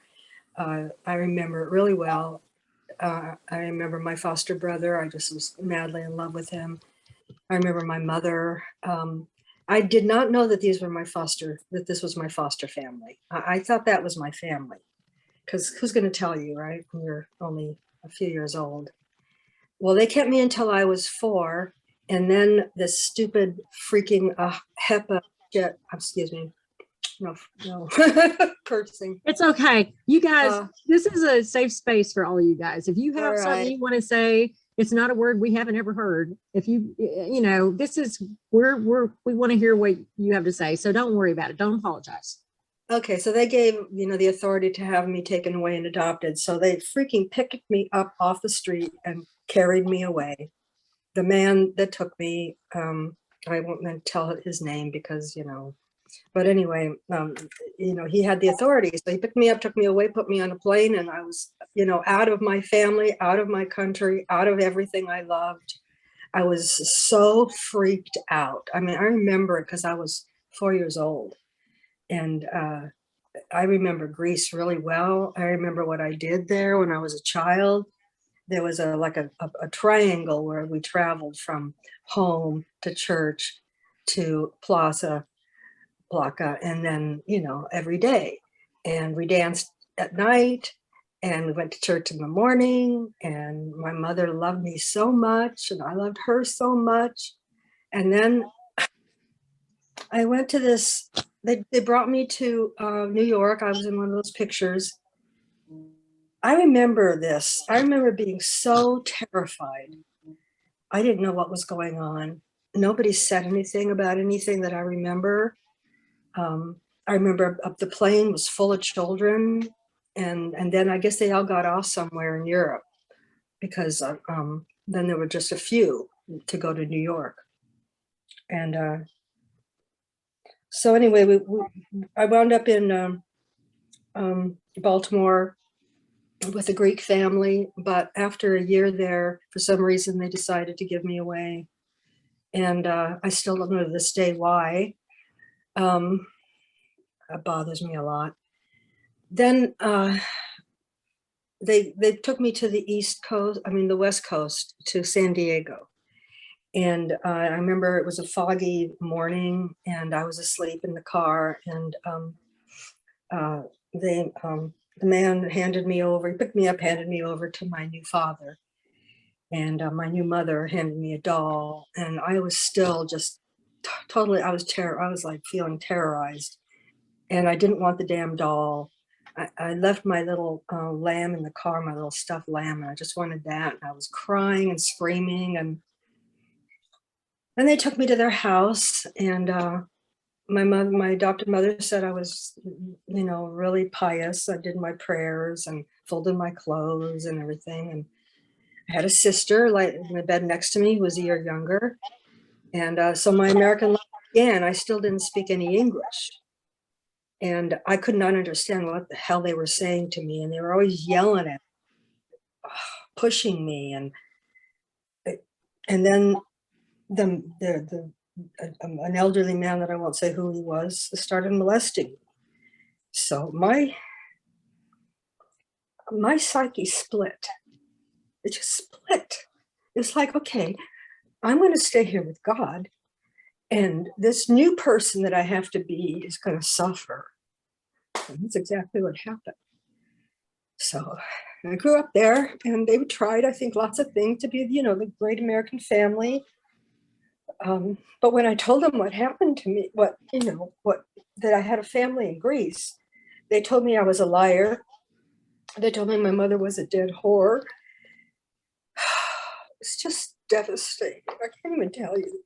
They told me my mother was dead, my family was dead.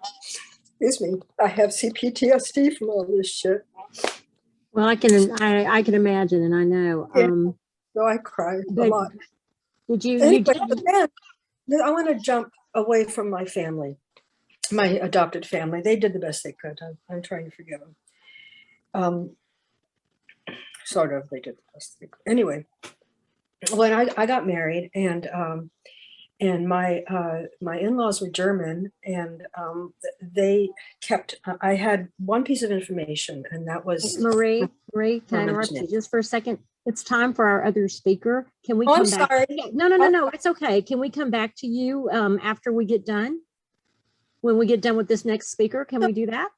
No problem. Is that okay? Sorry. All right. I hate to interrupt, but we got Greg, so he's here. So we're gonna go on to that, and then we'll come back and when we take our next break, we'll do some stories again. So hey, everybody, hang on. Let me get to Greg. Right. Just a second. Way too long. No, it's all right, sweetie. Don't worry.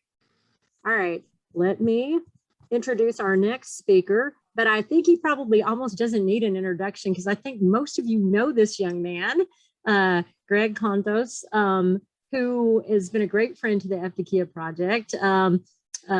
He's offers records, whatever we need. If we're looking for stuff, we're searching for things on behalf of somebody.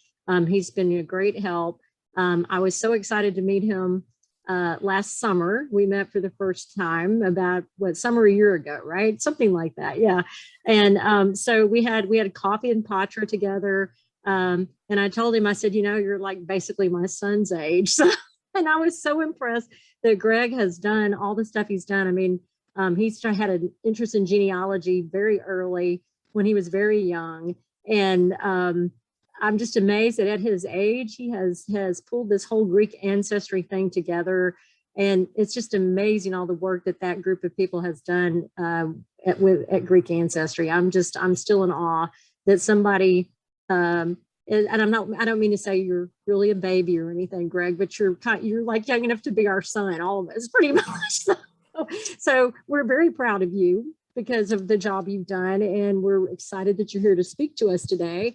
And I'm going to put you on spotlight so you can, and everybody else, if you'll make sure you're muted so we don't have all the background noise. And I'm going to spotlight Greg, and he's going to give us his presentation. So Gregory Kontos.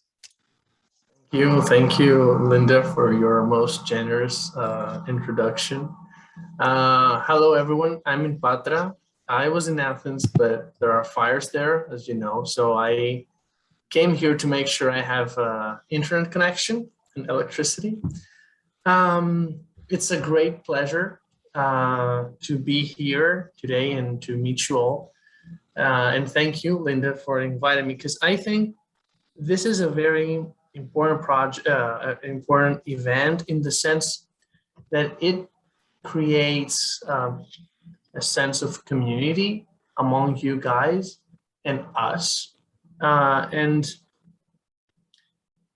in this way, you can help each other, not just find your birth families, but also share experiences both before and after finding the families. So I think that's really a treasure. Okay, so I'm going to share my screen.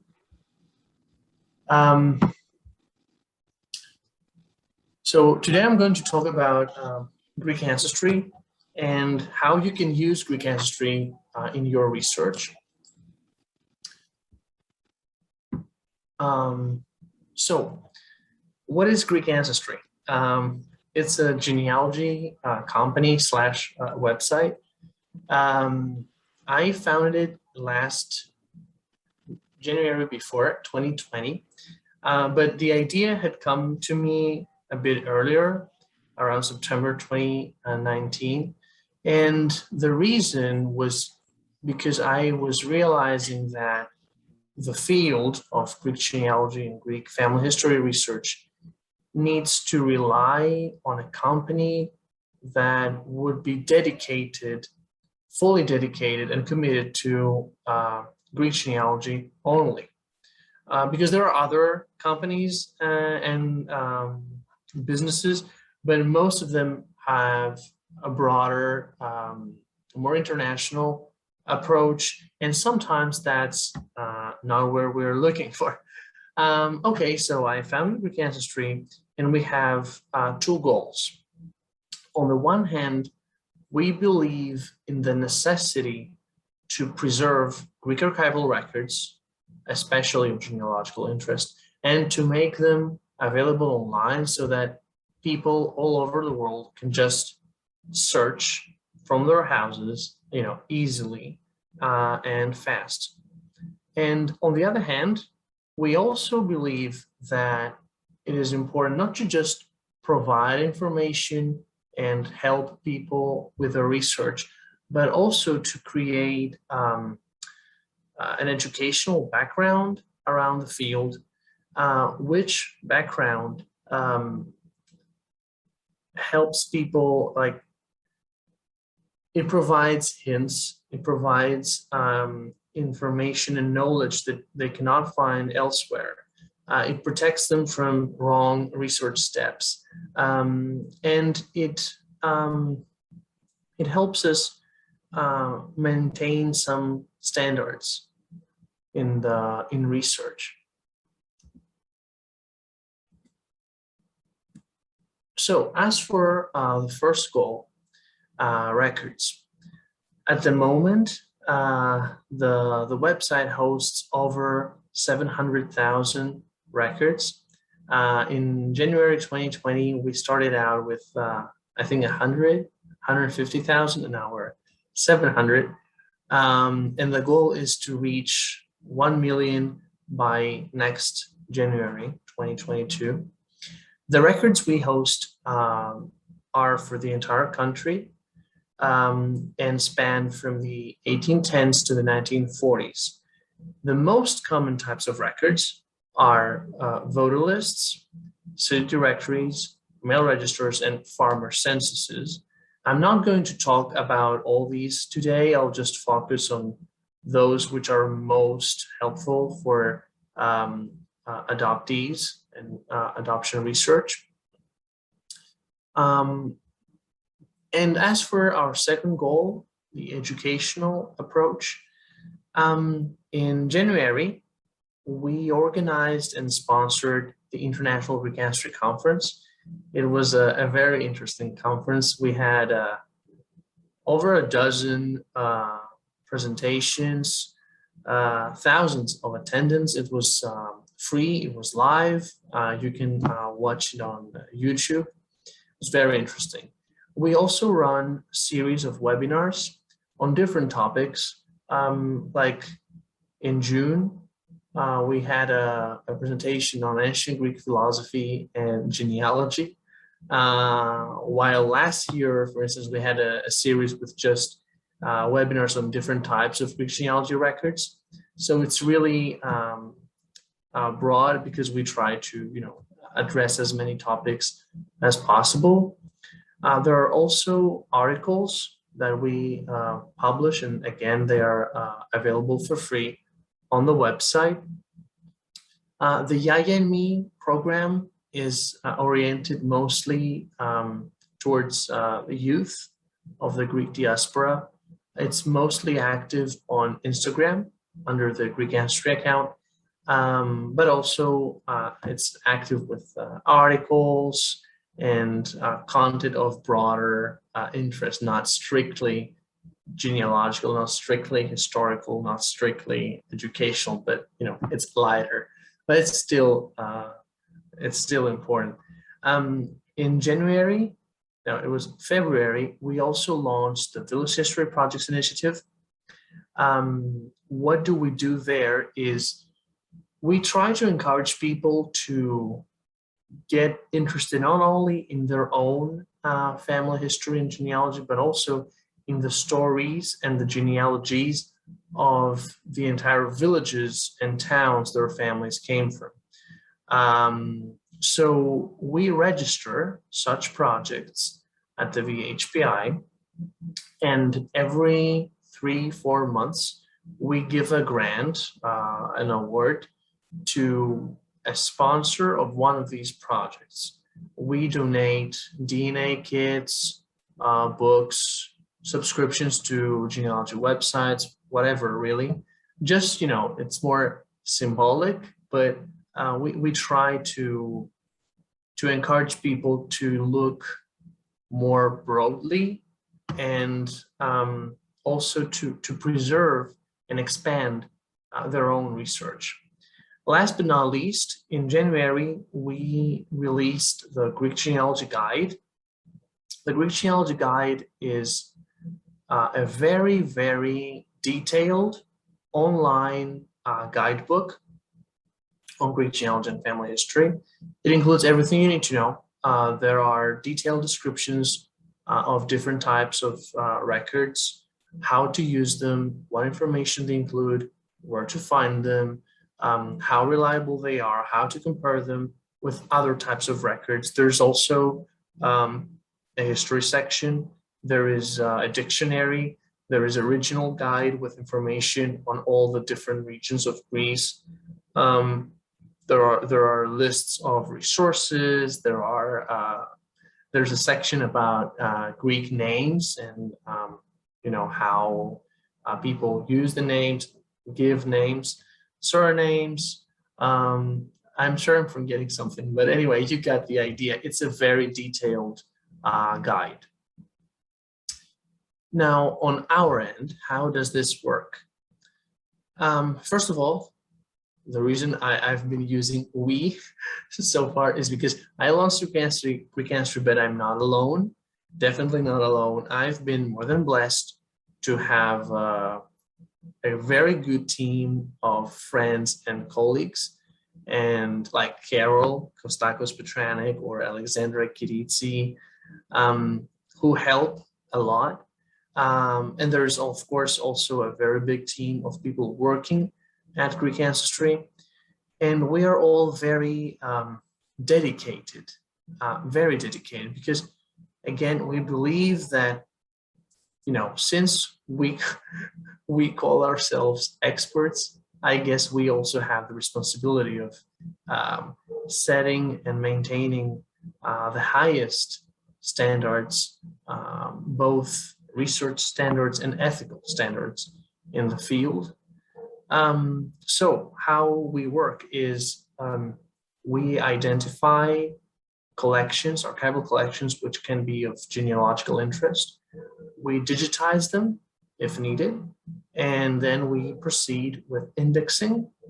Then we translate the records from Greek to English, like in Latin characters. Then we make the database available online. And what we also do sometimes, and this is more, you know, it belongs more to the educational dimension of all this, is that we collect all the data and we analyze it.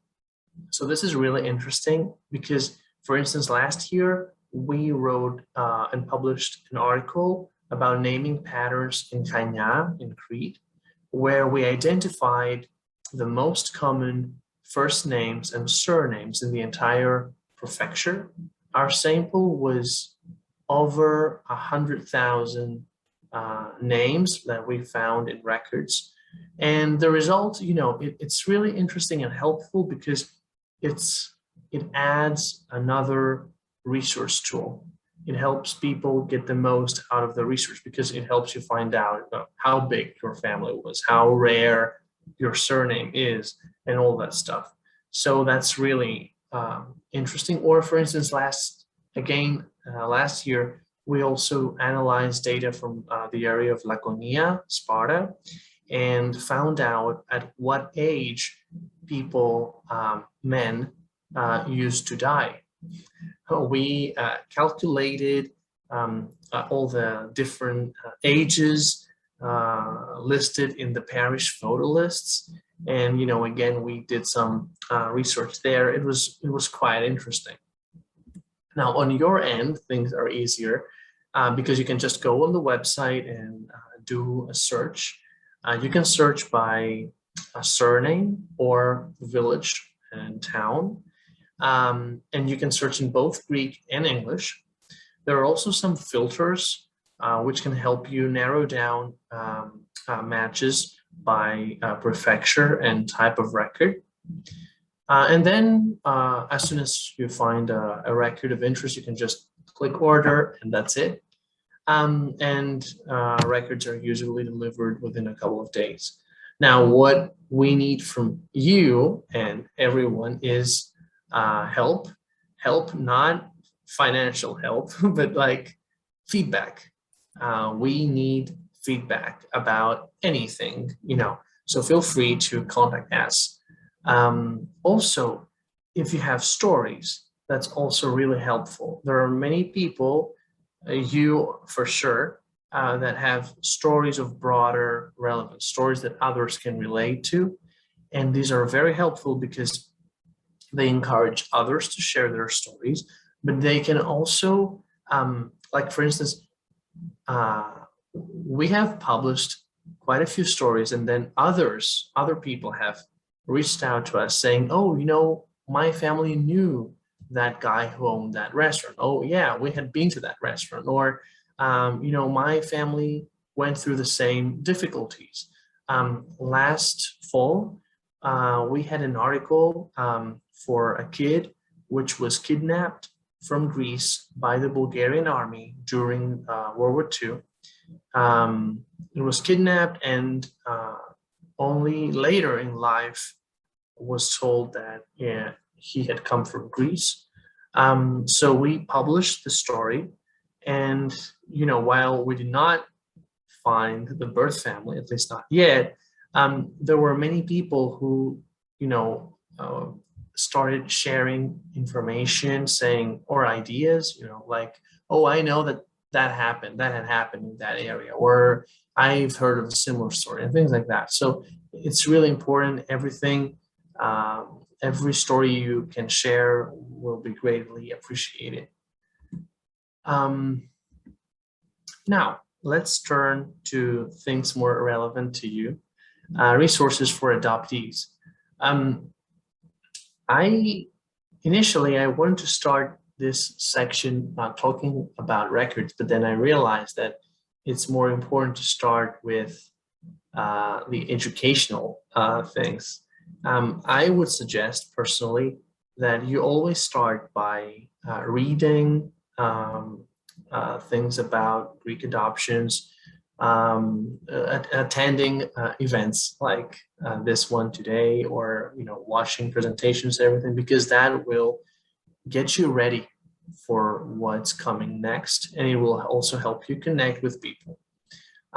So on Greek Ancestry in the past year, we've had 3 presentations on Greek adoptees and adoptions. Last fall, we had a webinar with Linda. It was very interesting because Linda shared her own story, but also some tips for people starting their research. And I think it had attracted great interest last year, Linda, because I remember that many people had sent messages. Later, I know that some actually donated to the Eftychia Project, like some DNA kits or money. So apparently it really attracted people's attention. Also in January at the International Ancestry Conference, we had a presentation by Professor Honda van Steen. Honda, she's like the academic expert in the field. She has written this book, whose image, the front cover, you can see it on the left. So in January, Honda presented the history of Greek adoptions in the context of the Cold War. It was very interesting. It's a side of the story that I think people need to be aware of. People in Greece are not aware of all that stuff that was going on back then, and that's really sad, and it doesn't help you.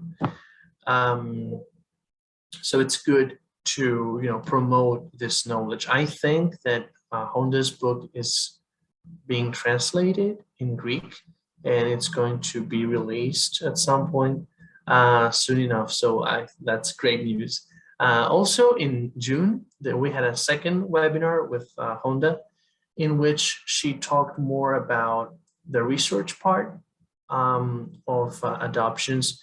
What information you need to have, how you can start, why it is important to know which orphanage you came from, or like the process of your adoption, what papers you can find, all these things. So if you haven't watched it, I suggest you do.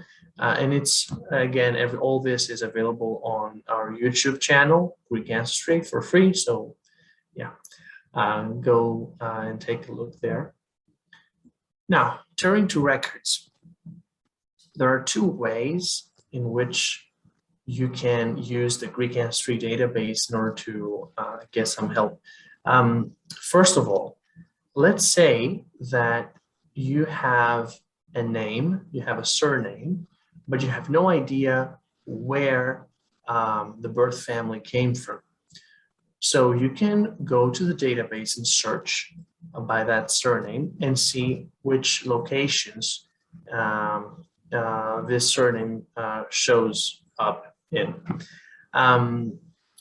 Then you can also depending on the number of records that you discover for that surname, you can also make some assumptions regarding how big the family was, which can be really helpful in your research.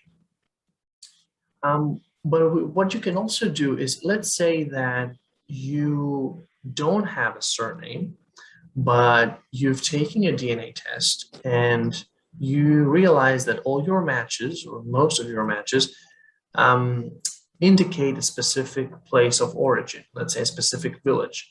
You can search for that village on Greek Ancestry and find out which surnames are listed there.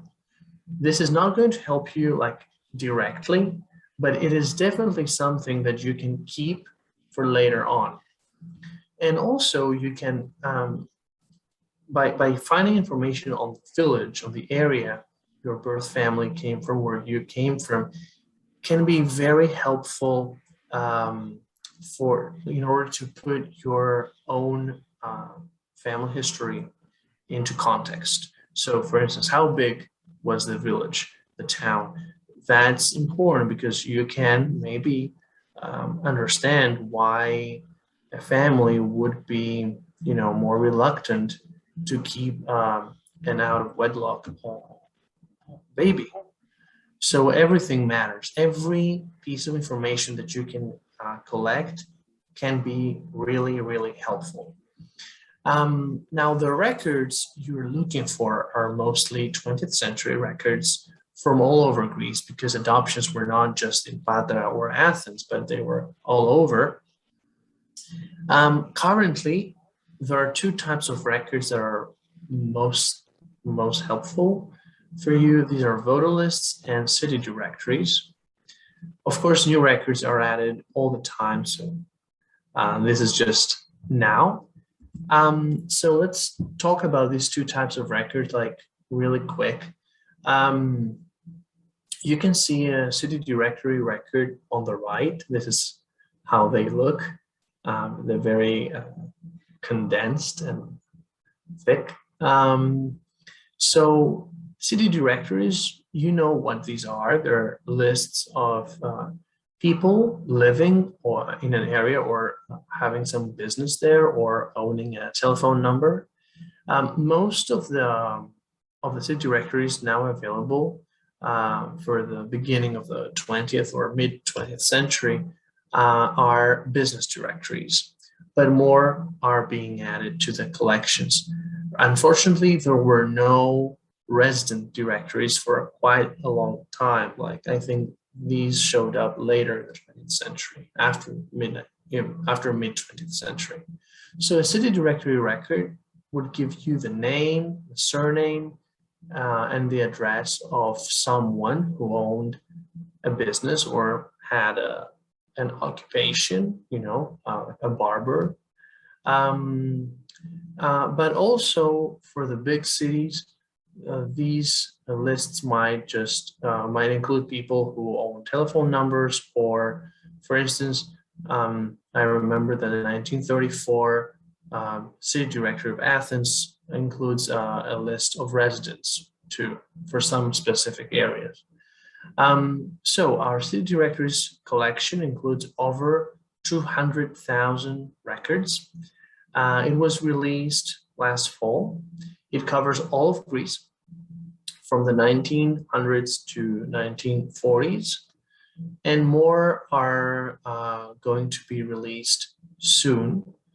As for voter lists are registers of people, mostly men until the mid 20th century, who were eligible to vote.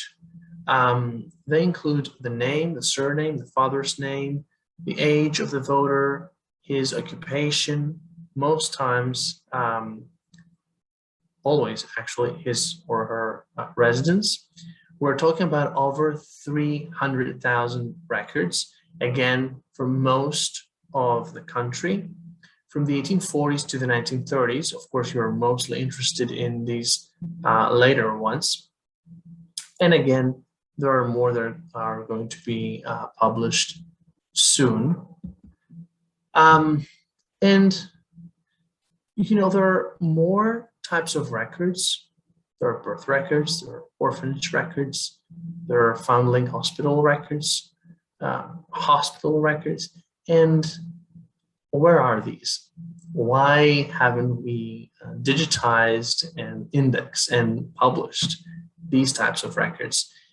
In Greece, we have two problems. We have more than two problems, but let's say we have two problems in this particular case. So the first problem is closed archives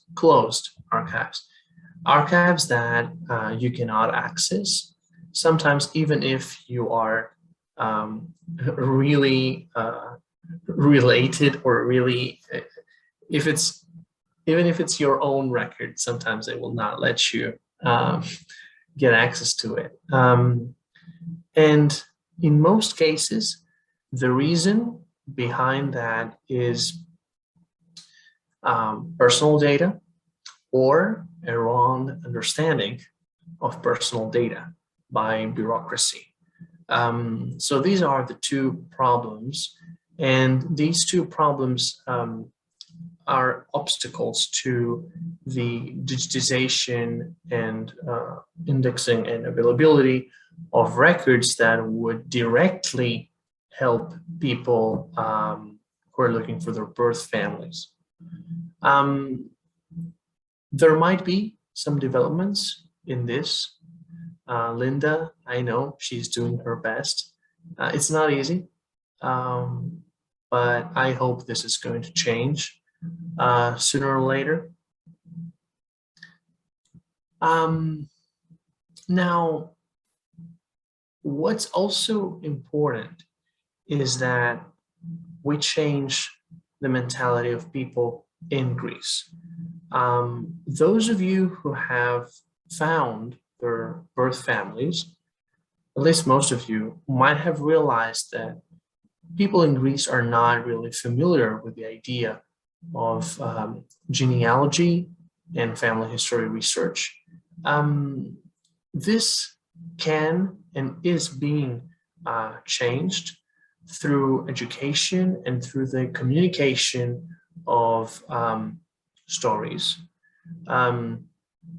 There are more and more people in Greece who are interested or willing to take a DNA test.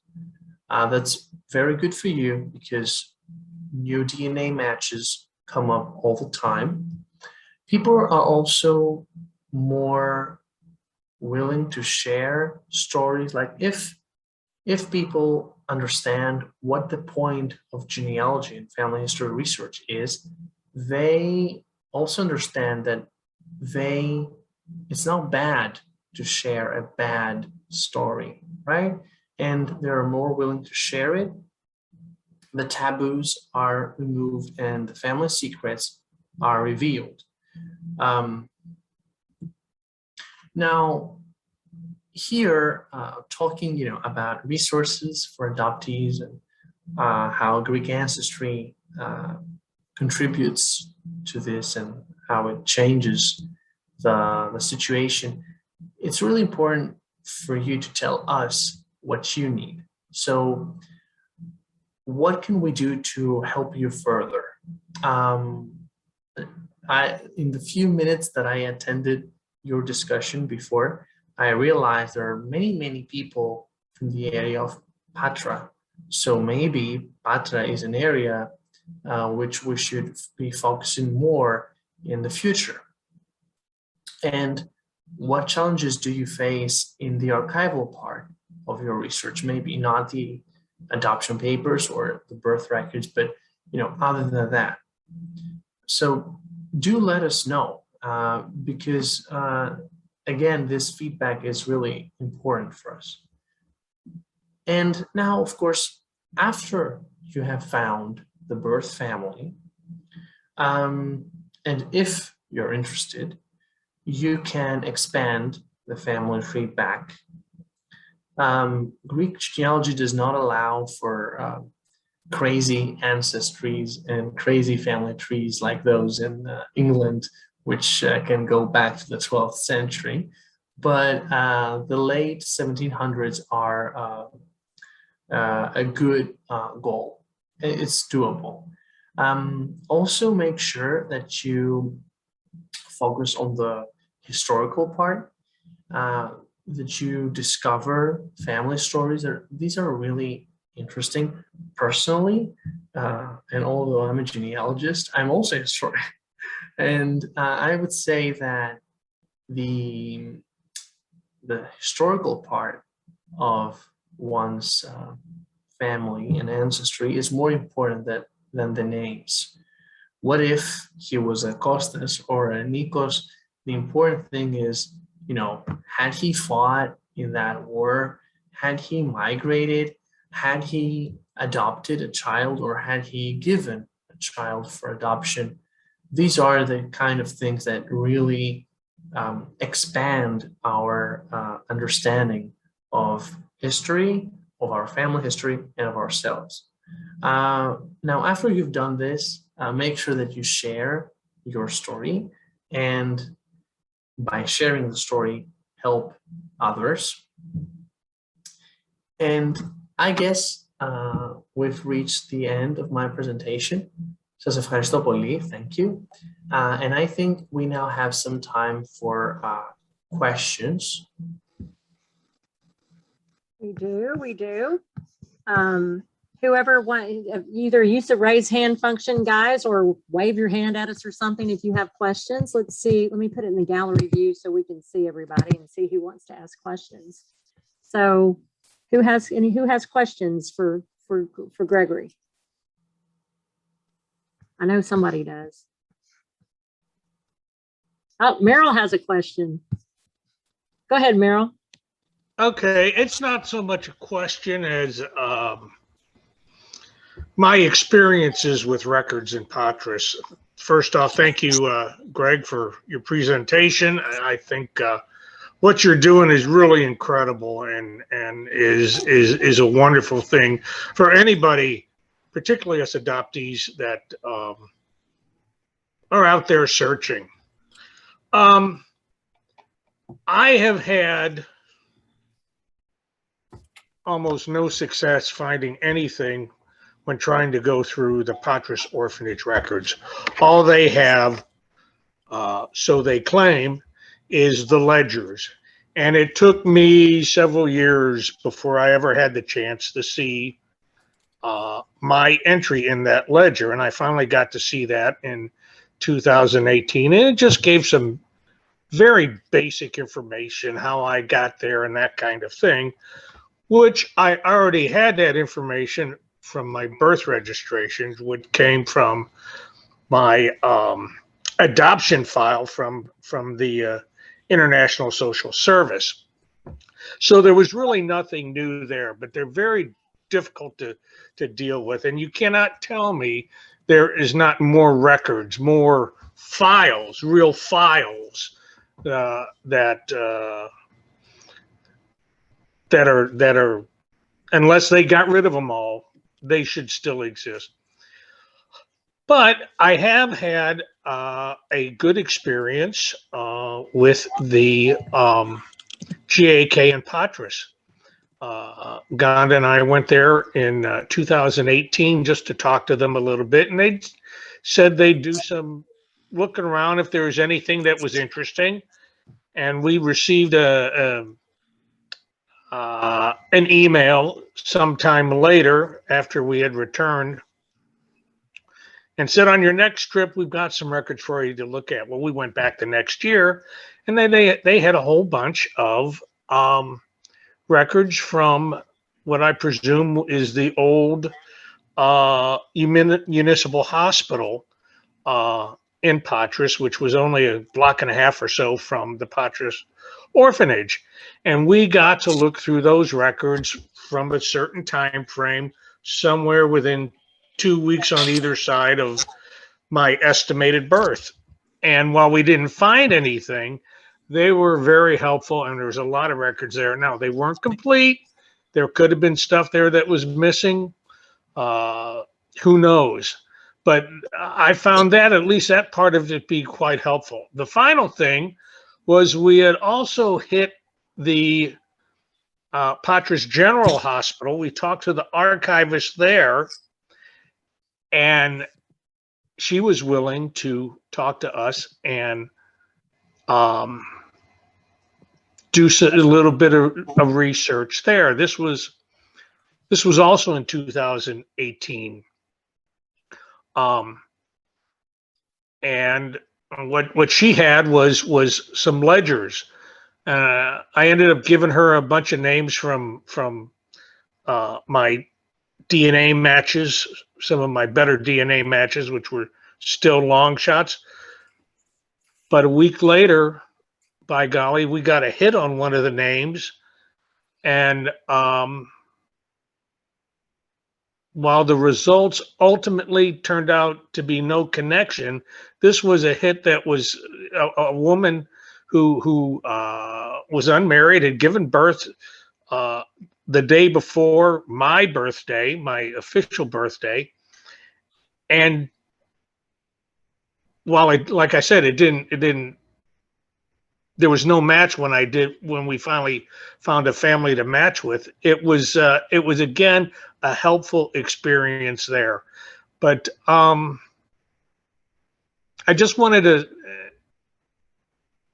dispel a little bit about, depending on how you approach them and where you're going, there are records out there to see, but you're not typically going to find help from the orphanages themselves, it seems. So I just wanted to relate all that experience for whatever it's worth. And that's it. Thank you for doing so, because what you're describing really is the lack of a systematic and Catholic, archival policy in Greece. So yes, you were lucky and welcome at the GAC in Patra, but that's not how every GAC office works. So the girls here in Patra, they're very kind. I know them. But there are also other GAC offices which will never reply an email. So this shows how, what's the word? Not homogeneous the policy is. It really depends on the willingness and the interest of the individual clerk, while it should not be so. It should not be that way. There should be a more concrete approach to archival research. And what you're saying is absolutely right. You listen to some of the other stories from some of the other adoptees that have gone searching, and the reactions they've gotten or the responses they've gotten have been exactly what you're talking about. They're just less than ideal, let's put it that way. Have been no help at all. And it's a real shame. And of course, that's one of the things we're hoping that the Eftychia Project can get changed at some point in the future. Got our fingers crossed for that one. So.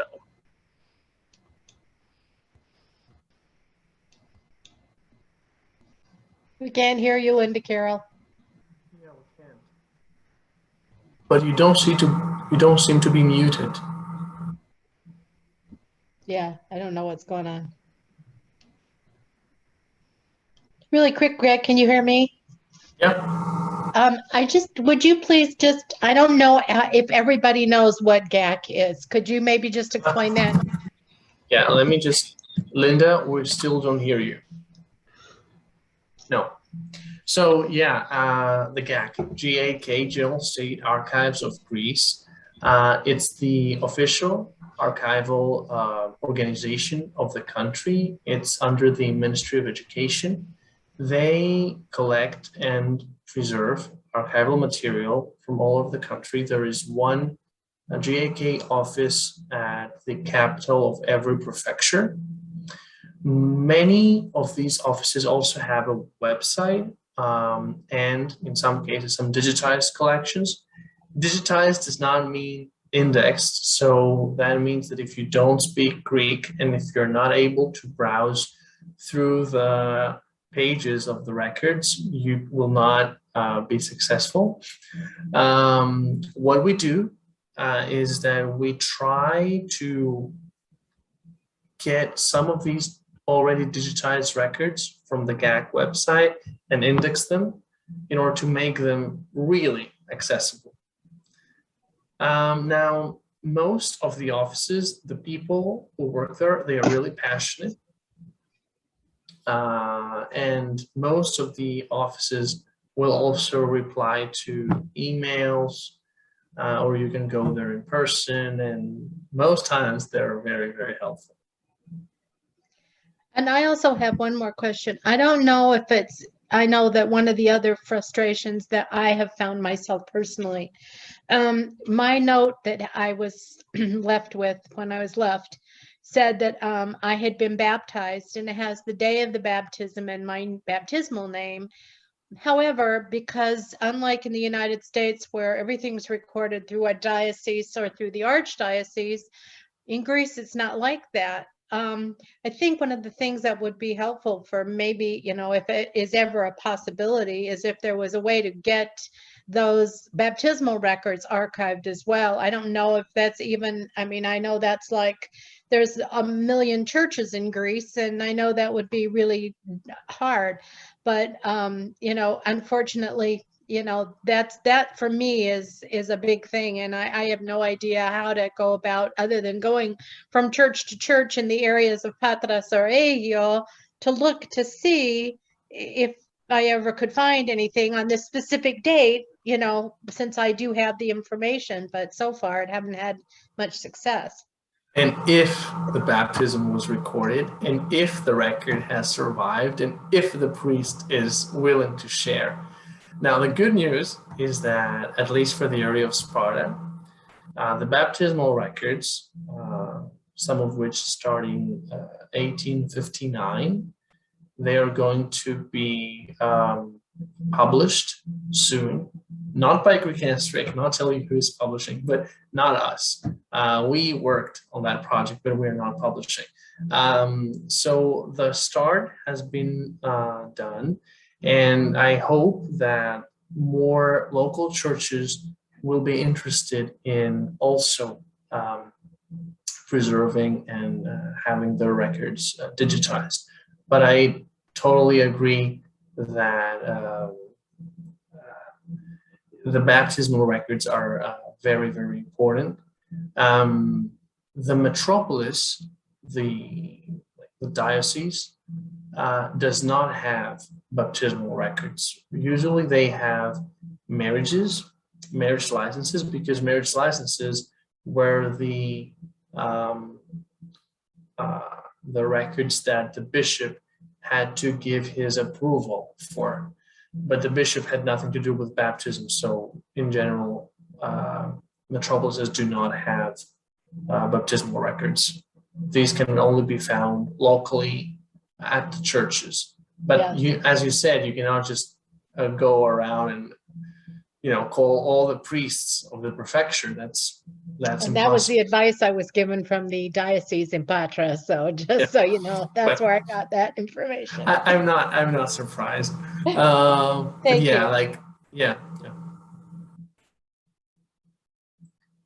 We still cannot hear Linda. Linda, if you try to mute yourself maybe, and then unmute. No. Or if you're using a microphone, maybe you want to unplug and replug it.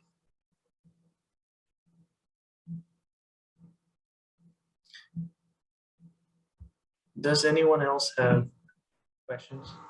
Chris has a question. Yeah, Greg, this is Chris. Thank you very much for your interesting presentation. Just a quick question. This may not be in your area of expertise. I was curious, if I were to pursue, say, the possibility of getting Greek citizenship, does that come with it? Would that come with any responsibilities per se? You know, taxes, or, you know, I know I'm way past military service, of course, but just wondering.